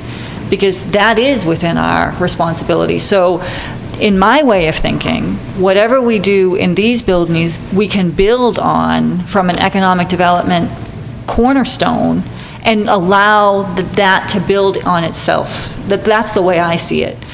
What I would love to happen personally, and again, I mean, I'm interested to see what the other community people say, is I would love to see green space over at the old primary. I would love to have a town field, and that would be a perfect place for a farmer's market, to expand that ability. I'd love to see this building as an arts and farmers collaborative, and maybe they lease the building, but we don't sell the building. I'd love to see a farm-to-table restaurant in the old Ritter. I'd love to see the TCP being used for town offices. Do I have a lot of questions about those ideas? Yeah. Do I need specific facts about cost of asbestos abatement and cost of what would have to be done to this building? But we have opportunities, and if we're going to talk about economic development, I think that's going to be the building block of economic development in this community moving forward. Because this is the center of town, and how we decide this center of town is going to lay out is going to have impacts on the economic development elsewhere in the town. So what I'd like to take is the theme of economic development and what this document from 2012 was priority development preservation areas. And we're not doing this in a vacuum. So just a factual question is, when was our open space plan updated? It's due, yes. Okay, so, I mean, we've since bought the Lane property, and we've done a lot of really good things, so I think we need to not do this in a vacuum, because ecotourism is open space, but it's also commercial development, and oh, by the way, are they gonna be handicapped accessible trails, and oh, by the way, this trail goes behind your house, are you going to support it?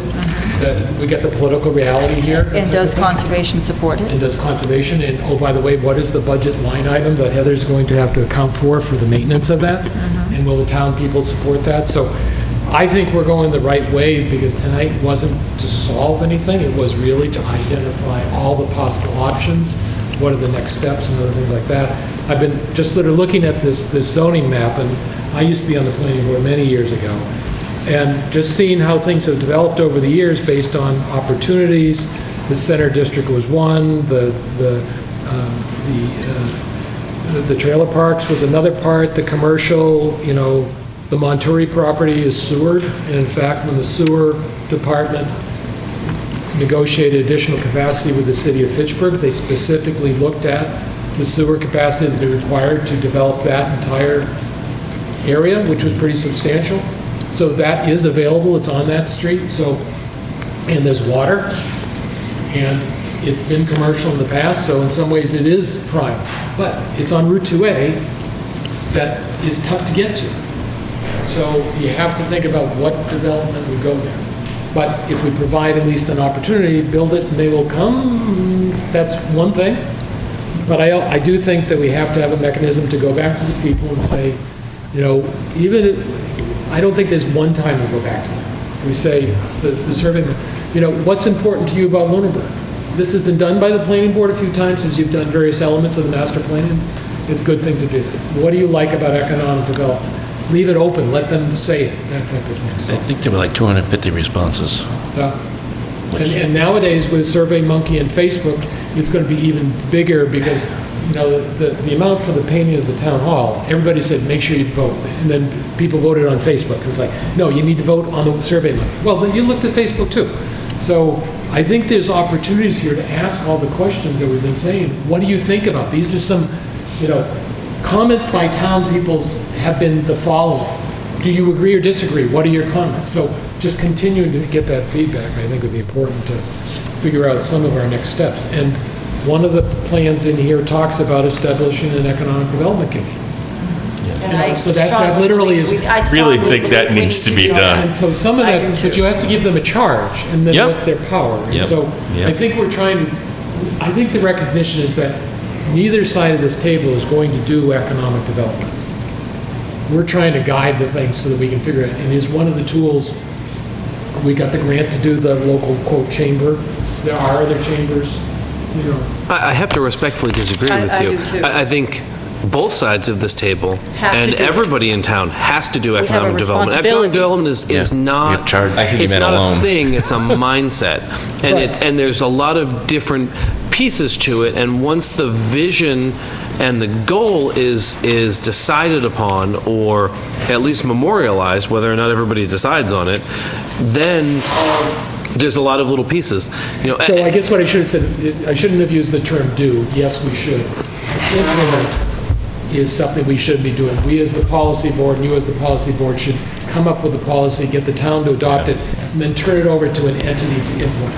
And it's pretty much impossible and even wrong, I think, for either of these boards to solicit a developer or somebody to do a project in town. You need, because they're in charge of regulating it, we issue their licenses, there needs to be some board that's not in charge of approvals who can have that relationship with people. Yes, and someone needs to help with the marketing and come to us and say, look it, for instance, just talking to the local community of business owners, I had lengthy conversations about the sign bylaw. That's, you know, that's the big issue.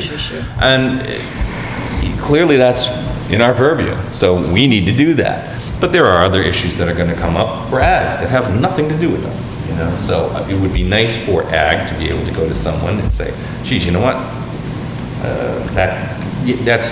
It's something that I've got to share with the BOS and with the planning board, and I'll get back to you and we'll figure out how we're going to work through this situation so that we can join the two, you know, I don't know, the farmer and the new restaurant together and share a kitchen or whatever the vision is, you know? Someone has to be in charge of making that connection. I just want to make sure we broaden it. I mean, a Chamber of Commerce or a committee of current business owners is great, and I certainly want their input. But I'm not sure that's the total universe we're looking for. I think we're looking for the universe that says people who are either in business or want to be in business in those spaces that follow our vision, whatever it is. Because I have to ask the question, do we want just more of what we got? Do we want happier business owners, or do we want to attract That's what I'm saying. people that are kind of going the same direction that the whole town wants? Now, I'm at a loss for figuring out what the whole town wants. I mean, we get excited when SurveyMonkey gets us, 80 responses. Sure. There's 10,000 people in town. Yeah. But I'm at a loss for figuring out how to get. I think, again, neither one of us and another committee can't, cherry pick off of a survey and say, oh, people would like to see a market over here on this intersection and make it happen. That doesn't work that way. What we can do, though, is create a framework through bylaws, through how we administer our regulations, that allows things to naturally happen where there is demand. And I think that's what we need to try to do, is get things to develop more organically from within, because I don't think we're going to be successful in attracting outside developers to come to town and think they're going to make a bunch of money here. I just don't see that happening. I think using our own resources, using the talents of the people in town, and allowing them to do the things, allowing them to succeed is where we're going to find our strong suit. Have we identified, it seems as if we have a lot of development lately. Have we identified the big parcels in town that are privately owned that could be buildable as far as subdivisions go? Because I think that, part of what economic development drives is, the end state is that commercial properties provide us with more tax revenue than residential properties. And lately, we've been building a lot of residential properties. And if we keep building residential properties, our taxes are going to keep going up. So, it seems logical that we would identify what are these properties in town and what is their potential. And I'm not sure if this is already in front of me and I didn't see it, but what is the potential for, if they follow our bylaws, they follow the rules, what can realistically we be looking at in the next couple of years? If we pretend that someone comes in town with $50 million to spend and they said, I just want to develop this town, what could they realistically do? And I think that we should have that as a idea to know what we're kind of up against. Because this is an appealing community, and it's going to keep being appealing, but I think we need to know. There was an MRPC, yeah, there was a study done in conjunction with MRPC just recently. Remember, we talked about that. It was the commercial property, available commercial property. But that's commercial, I think. I Isn't think that what he's you just asking about asked? residential. Oh, I'm sorry. So, I I thought mean, just you said could we could talk to MRPC about doing a build-out analysis of residential property. The issue, I seem to be breaking electronics tonight. Don't come near me if you're electric. It's Russia calling. Like the elevator. So, I try not to. So if... fixed itself. No, it moved away from me. We could do a build-out analysis to look at vacant property and what it could potentially become for residential. And that takes into account slopes greater than 15% and wetlands and all that kind of stuff. What we can't do, it's not we can't do it. With subdivisions, the ability for the town to deny a subdivision approval is incredibly small. If someone comes in and meets our rules and regulations, you can't say no. We could identify how badly we're going to get whacked by development if someone comes in and decides to bulldoze the town of Lunenburg, but it doesn't give us the opportunity. The opportunity would be to rezone those parcels to commercial, and then you end up with a bunch of commercial zones. You can't unzone them for anything. I mean, everything has to be in a zoning district. Well, I think what I'm saying though is, a lot of us like the residential look of Lunenburg, and most of what we like is privately owned property. And so I guess what I'm trying to say is what would it look like if this build-out plan of what can realistically be done? And it's not so much, maybe the answer then is to look at this and say, all right, we don't want this and we can't stop a subdivision. That's not within our power to do. But maybe this area would be better served if we did X, Y, and Z. But at least we need that, to me, piece of the puzzle as part of the conversation. So how do we go about getting it? How do we go about getting a build-out analysis? You said MRPC would probably be the... We'd have to get a quote from them on what it would cost and...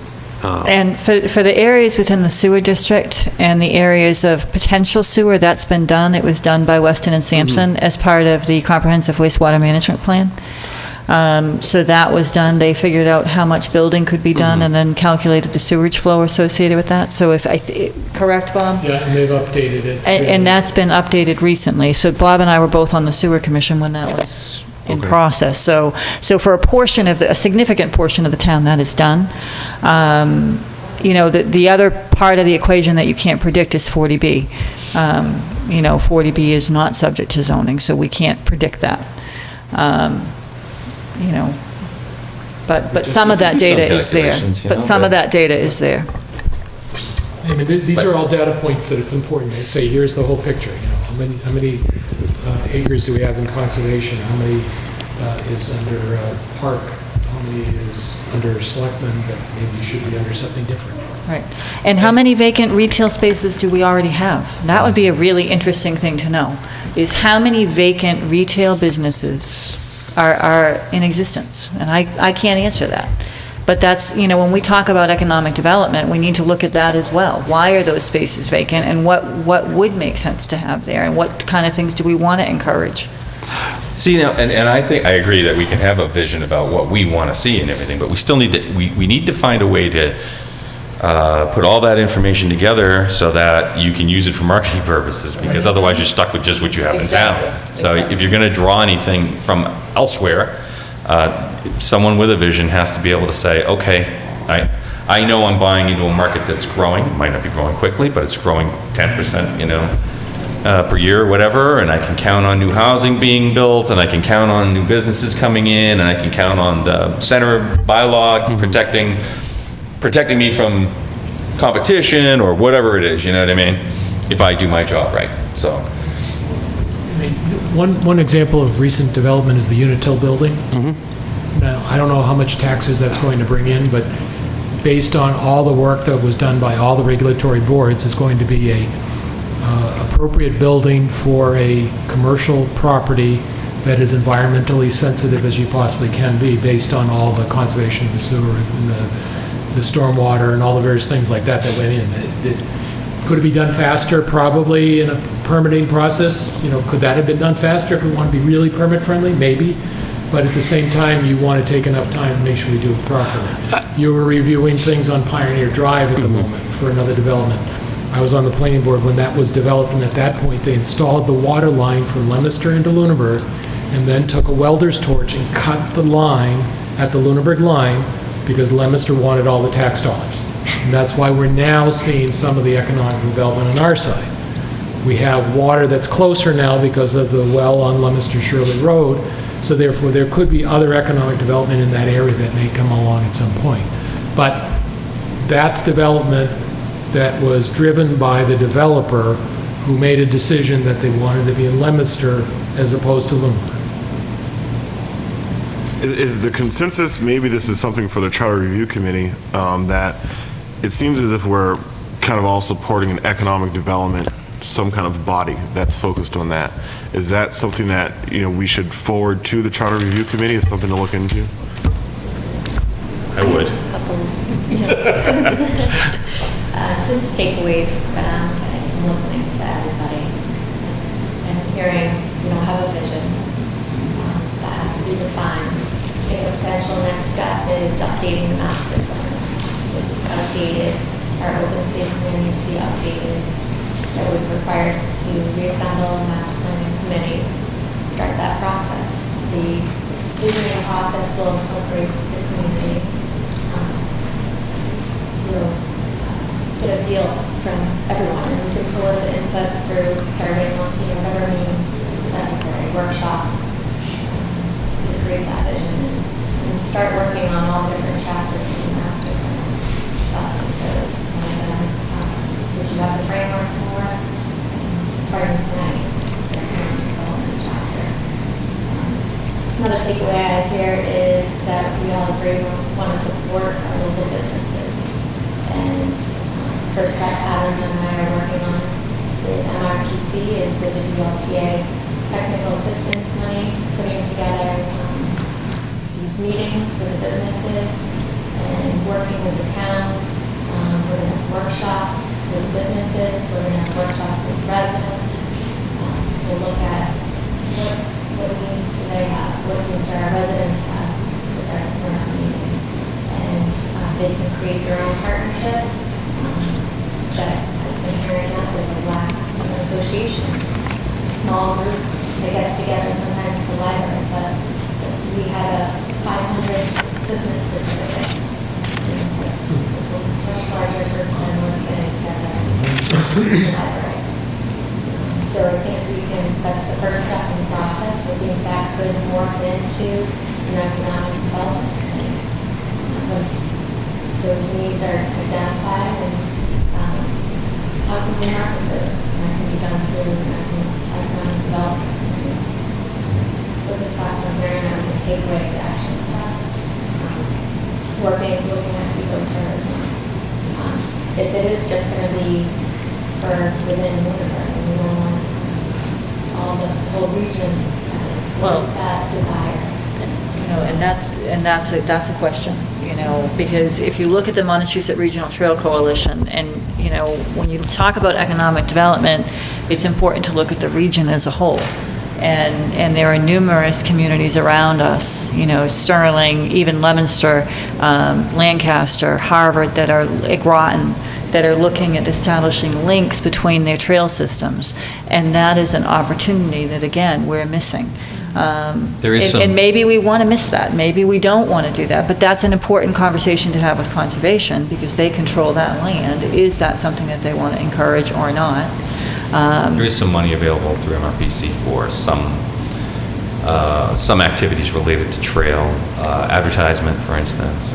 Right. They're working on a regional trail map, and they update that regularly. And unfortunately, our Conservation Commission only put one trail on the map, because they didn't have the ability to do the GPS coordinates, or they didn't have the, so looking at if in fact that's a route we want to go, is partnership forming partnerships with the Boy Scouts or other youth organizations, the Girl Scouts, that could help with that, or other, recreational clubs.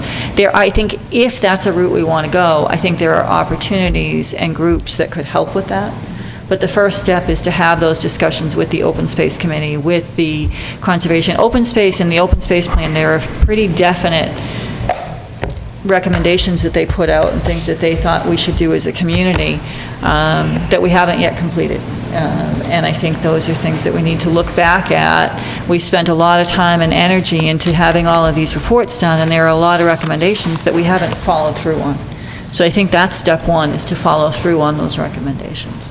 When talking to the Conservation Commission, when I took the forest walk on that Saturday, and they do need to make a logging trail through, and we could have whoever's doing the logging create some parking space at the beginning. There are definitely things we could require of the people doing the foresting that would help. What if we did again, have to talk to the Conservation Commission, but maybe a land lease on a portion of property at a trailhead where someone could put a market or a coffee shop or whatever, where you go, it's a destination, you buy what your coffee or whatever, go through a walk through the woods, Right. the rent they pay for the property can maintain the trail. Exactly. I mean, we could look at things like that. Yeah. I mean, some of the recommendations from the 2011 Open Space Plan: create a trail map for existing conservation areas and/or a guide to public recreation facilities that are available. Improve information available at the library and on the town website, including trail maps. There's a whole bunch there's 2 pages and that I've highlighted various things that we haven't done. There are some other, I don't know how fascinating it would be, but if I were a little bit greener, I might want to go take a look at some of the large-scale solar developments that we have in town. See how they're structured and, how they contribute to the town. Maybe those solars could generate power to run the coffee machines at the trailhead. Yeah. We can tie this together. I did. So I hear a lot of talk about economic development being from bringing people in from outside, but I think my point about the farmers was that we've got plenty of resource here. If we give it opportunity to flourish, I believe it would. Recreation has been a big thing. I've heard a lot of young people, they grow up here at the great schools, then they get done school and they go somewhere else where there's stuff to do. I mean, what do we have now? We have a golf course, which is most of our recreation district, which is being applied for as a solar farm, so that's not much recreation. And we have a driving range, and we have a puppet theater, and there's a 4th thing. But all 4 of those things have been here for the last 30 or 40 years, and we've lost 8 others. We've lost the park, we've lost 2 drive-in theaters, we've lost a roller skating rink, we lost a BMX track turned into the puppet theater. We lost a video arcade, we lost a bowling alley, and I'm looking, and that kind of corresponds to the time when we were at 12% income from commercial and industrial, and now we're down to, at the 2013 numbers, we're down to 7.5%. And I'm not suggesting that we change the rates. I mean, we have rates straight across the board, and there's only 2 or 3 other towns in our region that have different rates in there because they're cities, Fitchburg, Leominster, and... Sure, can I just ask you a question of where tastes change, right? So things change, right? People's what they want to do back for an activity changes, right? So, BMX was huge when I was a kid. Right. But people grew out of it, they started doing other things. So what point are you making about that? The recent thing on Holman Street, that was a big to-do, but it was a foot in the door for other recreation events to happen. Okay. And there's plenty of land available. Oh, Shady Point was the 4th one. Shady Point. Yep. Right? That's not, I don't think any of those are zoned recreation. They're existing non-conforming. We also approved the deck hockey recently. Deck hockey, exactly, right. Upset that didn't come to fruition, I don't know what happened. Shady Point's commercial. Is it commercial?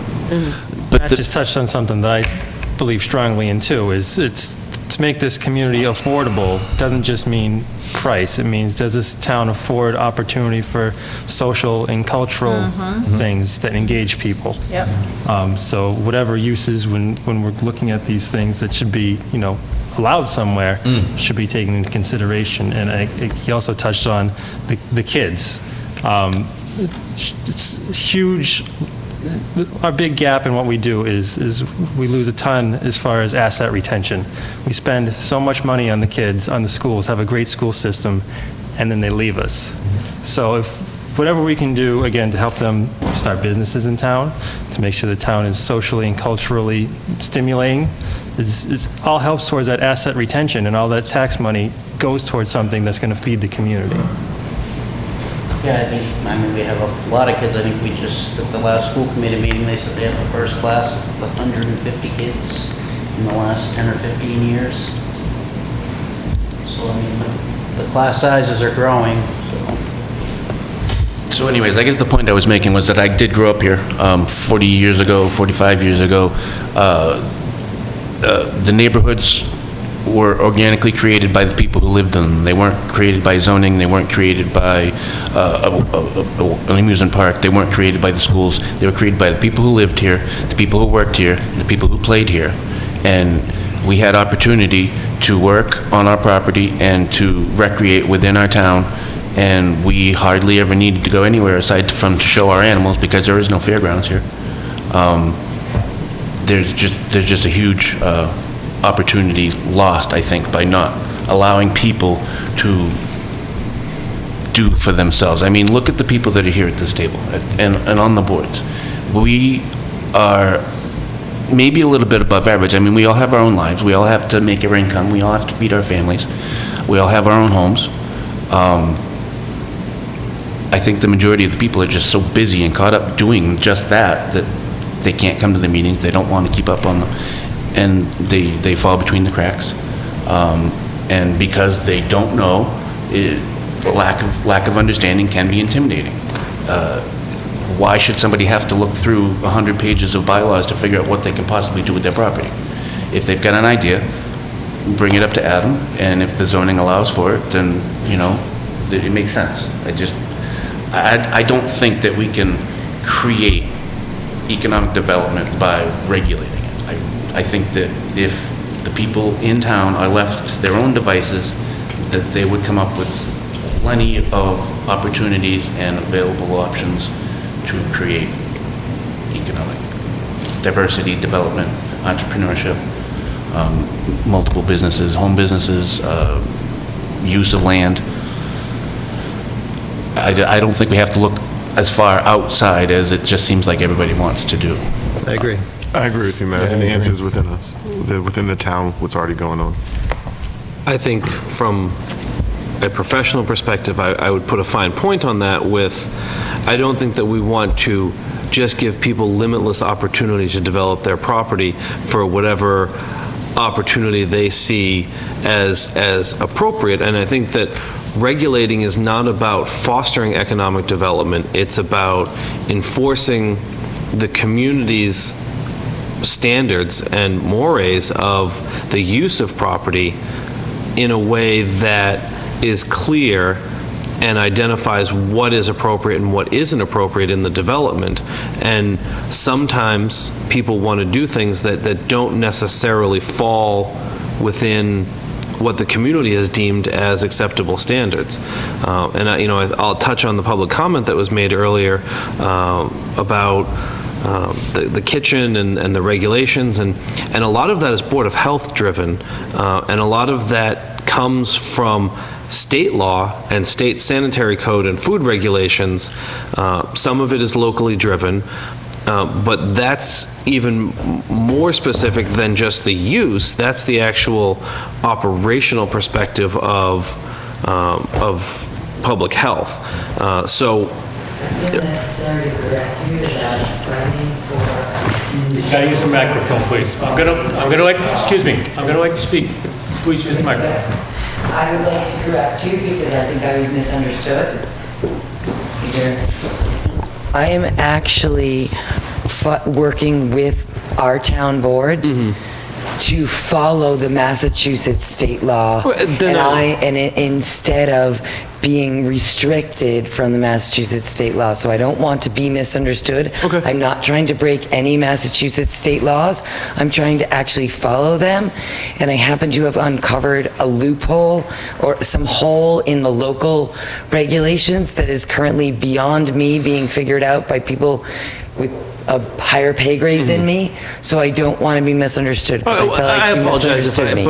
but I think that I just don't want to Sure, but whatever that is, that's operational, regardless of allowability to do it, and that, we get outside of that. I think that the regulations are going to relate back to, I don't know if you can read that, but it's community vision. It says huge, because that's what drives all of this, and the regulations are the legal standards that enforce that community vision. So I think that, the organic growth of residential neighborhoods and opening up multiple use or home businesses to a wider variety, I think there's some opportunity there, and I think that helping the farmers makes sense, but all of it needs to be based on a set of standards that allows everybody to live in harmony.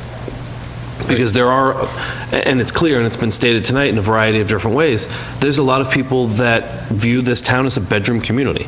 They drive 3.5 hours a day, and they come home, and they want the trash picked up, they want to be able to flush the toilet, and they want to know that when it snows, they can get back in line to drive 3.5 hours that day. So, we really have to be able to satisfy all those needs.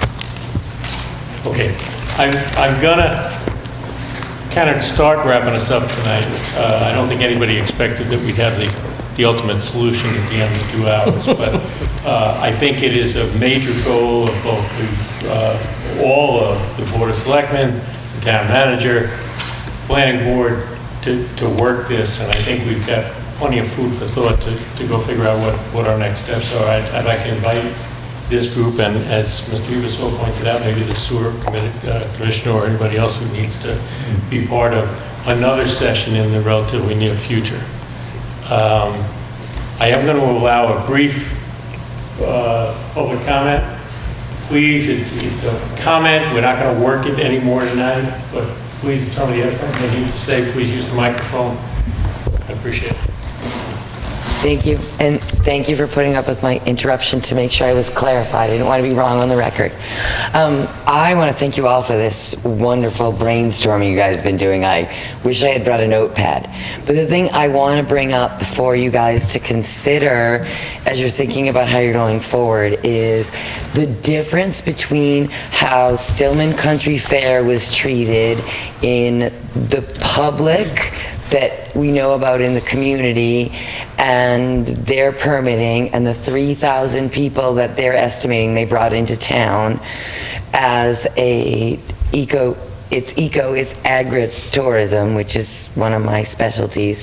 And then the difference between how the Unifier Festival, which brought in 500 to 600 people, was treated in the town. They got it all done. But they brought people into town who we even know went to the farmer's market afterwards. So you're talking about open space and bringing people to community. We know that people came from New York, Connecticut, and all around here, even Lunenburg, to Unifier. And Stillman Country Fair, I heard of some people coming from maybe the Boston area. I don't know how far they came from. I didn't talk to everyone. But it was a very big difference, and they were both on private land, and they were both about celebrating the earth and the land they were on. One, a country fair that maybe people can understand because they've been brought up with, and one doing yoga and there was music at both. So, and there was no alcohol at Unifier, but there was a beer distributor at Stillman Country Fair. So, there was food at both. So you want to bring people in, I heard ecotourism and agritourism thrown around, and keeping our open spaces and supporting our people who want to keep their open spaces. I feel like there's not an equal way that they're being treated, And there were I have no idea what the police log is from Stillman with the 3,000 people, probably fine. But Unifier, absolutely no incidents in the police log. And not in the ledger, but from talking to them. So I just want you guys to consider this as you're considering how you make these policies, regulations, and what you're going to let people do or have people come to town. Because it was a great event for town. Thank you. Thank you. There you go.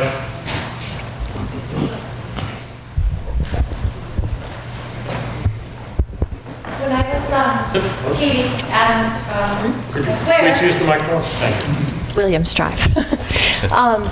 When I was doing some work preparing for the planning board, I was talking to some people at the Artisans Fair, and sometimes I think there's these clever little ways towns solve problems that aren't just like big sections of the map. And there was a woman there who said, soon you'll be able to buy my art on my property, because Bolton set up a new bylaw to support sort of preserving barns and to support artists and farmers.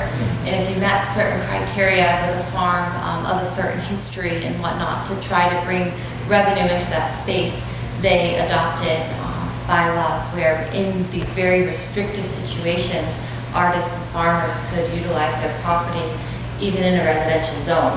And it was pretty restrictive, but interesting, because I was saying to her, like, I love this piece of art, I don't have $200 with me today. And she's like, oh, well, I'm opening up a store soon, and I asked her a lot of information about it, and that's something they did in Bolton.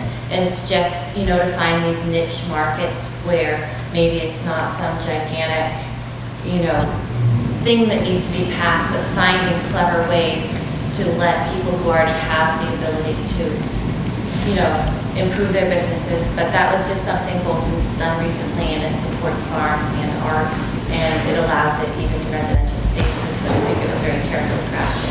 So I think of things like that where it's not a yes or no, but it's like a medium, and I think looking for examples in other places and then maybe seeing that outfit here might be something that we do. Thank you. Please. Sorry. Oh, that's all right. Anna Lockwood, 91 Main Street. I missed the beginning of the meeting, but one thing as we talk about the town center and what can we do with what we have, and forgive me if this was talked about in the first few minutes of the meeting, we have a lot of buildings, and when all these buildings were built, there were not as many cars as we have today. We have a serious need of parking. So once we start carving out what do we want to do with those buildings, just as we talked about, sewer, water, being able to support the business or ideas that we have, we need to start thinking about parking. And, a few years back, I was thinking, I used to have an office here, and I was thinking about maybe moving the office to Fitchburg, downtown, which, rent is so cheap. But guess what? They don't have sustainable parking. If I had an office with 10 people, I would either, give them that cost, or the company would have to absorb that, and that proved to not be sustainable. So it's either, let me move to, we end up moving to Pepperell, it was actually a developer that we had experience before, but I knew he was going to be thinking about everything, but parking is a huge problem. So when we build a high school, I know this being a concern, this was a conversation we had. I think that the plans said that we had 450 parking space, but that was counting the library, the teen center, so there were some not exact math happening there, so we already have a deficiency there. So as we start carving out buildings and what we do, we need to put parking as a thought. And it might be that we are bringing a building down to do parking. I don't think we should take open space. We have the Kids Kingdom, we have the lower common. But anyway, so as you guys go home and have food for thought, please think about that as well. Thank you. Thank you. Thank you. Thank you. Okay. Any public comment from either board? Thanks to those of you who showed up tonight and showed your interest. Thank you. All right. Board of Selectmen has a couple of business items to do, warrants and minutes, et cetera. So we're going to stay in session. Okay. Would accept the motion for the planning board to adjourn. So moved. Second. I guess I just have a question, because I missed it. I just missed it. Where do we go from here? Did we decide? Yes, Jamie said that we were going to have another meeting soon. Okay. We're each going stepped to work away. our own goals and use what we learned tonight, but then we're going to have another meeting in terms of action items. Okay, and are we going to involve other entities in that other meeting? Okay, thank you. Invitation. Thank you. Might I also recommend that we speak to our friends and family members and other people in town so that we can gain more insight? I mean, not like we already don't, I'm sure, but... And encourage more participation. yeah. Do we want to have a charrette, or do we want to have a workshop? I think that'll be something that we need to work on the next time. Okay. But Okay. the fact is, we're going to have a charrette at some point. The question becomes whether it's part of the master planning process or whether it's another part. Okay. The I fact think it is, would there have be to be lots of public a forums. pre-master planning. I think you Yeah. develop a Vision 2040 or something of that A effect. visioning And then session, you yeah. base the master plan off some of what comes out of that. Yeah, okay. Thank you, sorry. Did you ask for discussion, Mr. Chairman? To the vote. All in favor? Aye. Aye. Thank you very much. Thank you. At Cheers. least you talk before you take the vote. Thank you. Yes. All righty. If we do this quickly, we have minutes from August 22nd. Just easy. A warrant for payroll I'll come get them in the morning. Okay. for $2,336.67. And one for accounts payable in the amount of $355,960.62. And missed this one, which was accounts payable in the amount of $548,801.48. Okay, is there any action filed?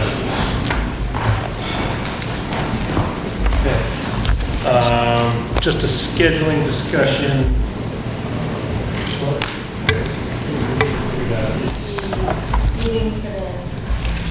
With Nexant, a date. Okay, it appears that the next, most likely meeting to have Nexamp come in and talk to us about their pilot is October 3rd. Now, we could in fact meet on the 27th, but that conflicts, but tonight we're not scheduled to meet and it conflicts with the Charter Review Committee that the two of us are on. So I'm suggesting that we wait till October 3rd, but I know there was some sense of urgency. Just to build on that, should have maybe asked them when they were here, but it sounded like town council said they could in fact tie a pilot agreement to the planning board approval because the developer brought it up. In the microphone, sir. Microphone. I can talk really loud. So, what it is our bylaw does not have a financial test as part of the special permit grant. So the planning board cannot require that the applicant enter into a pilot. What they can do is they can request from the applicant that they voluntarily enter into a pilot, and if the applicant agrees, they have the ability to place a condition on the special permit stating that the planning board requested that the applicant enter into a pilot, the applicant agreed, and then it becomes memorialized as part of the decision as a condition. Once the 20-day appeal period has passed, it becomes legally enforceable as long as the applicant has not appealed the decision. If the applicant's intention, which it appears has always been, is to enter into a pilot, there's no reason they would disagree or refute the condition, so it then becomes part of the permit. Whether it would necessarily be 100% legal as a demand condition, they've tacitly agreed to it by not appealing the decision. And that assumes that we would negotiate an agreement that they agreed with. Correct. So part of the thing becomes is that we choose to do a pilot. We may choose as a board not to do a pilot. We probably won't, but we still have that power, so the possibility that they created a standard that they have to do it, but we choose not to do it, and then what happens? Well, if you were to choose not to do it, not theoretically, they could come back and ask for a modification to the special permit that removes that condition. And I think that if the board denied them that, and, it was expressly stated that the Board of Selectmen will not enter into a pilot, I think the planning board might have a hard time even if they said no, It wouldn't hold up. legally a judge might, say, well, listen, you've created a condition that they can't meet because another entity within the town has prohibited that. So is the delay from the Wednesday to the following Tuesday going to change things? 'Cause I don't think so. That's our difference in our meetings. When was the hearing continued to? 25th. The 25th. Which would be before. Before either date. Right. So it's our recommendation that we put that on our agenda for October 3rd, unless there's strenuous objection to that. Well, either date is after, so. And I don't believe that all of their issues will be wrapped up on the 25th, because I know that there's some conservation-related items that may impact planning board items. So there's, we're probably into October, probably end of October, because our first meeting is a holiday. Then October 3rd is fine. Okay. All right. So we'll set that up. Our next meeting is the 19th, and it's a pretty full agenda. So, Motion to adjourn? Second. any discussion? All those in favor? Aye. Aye.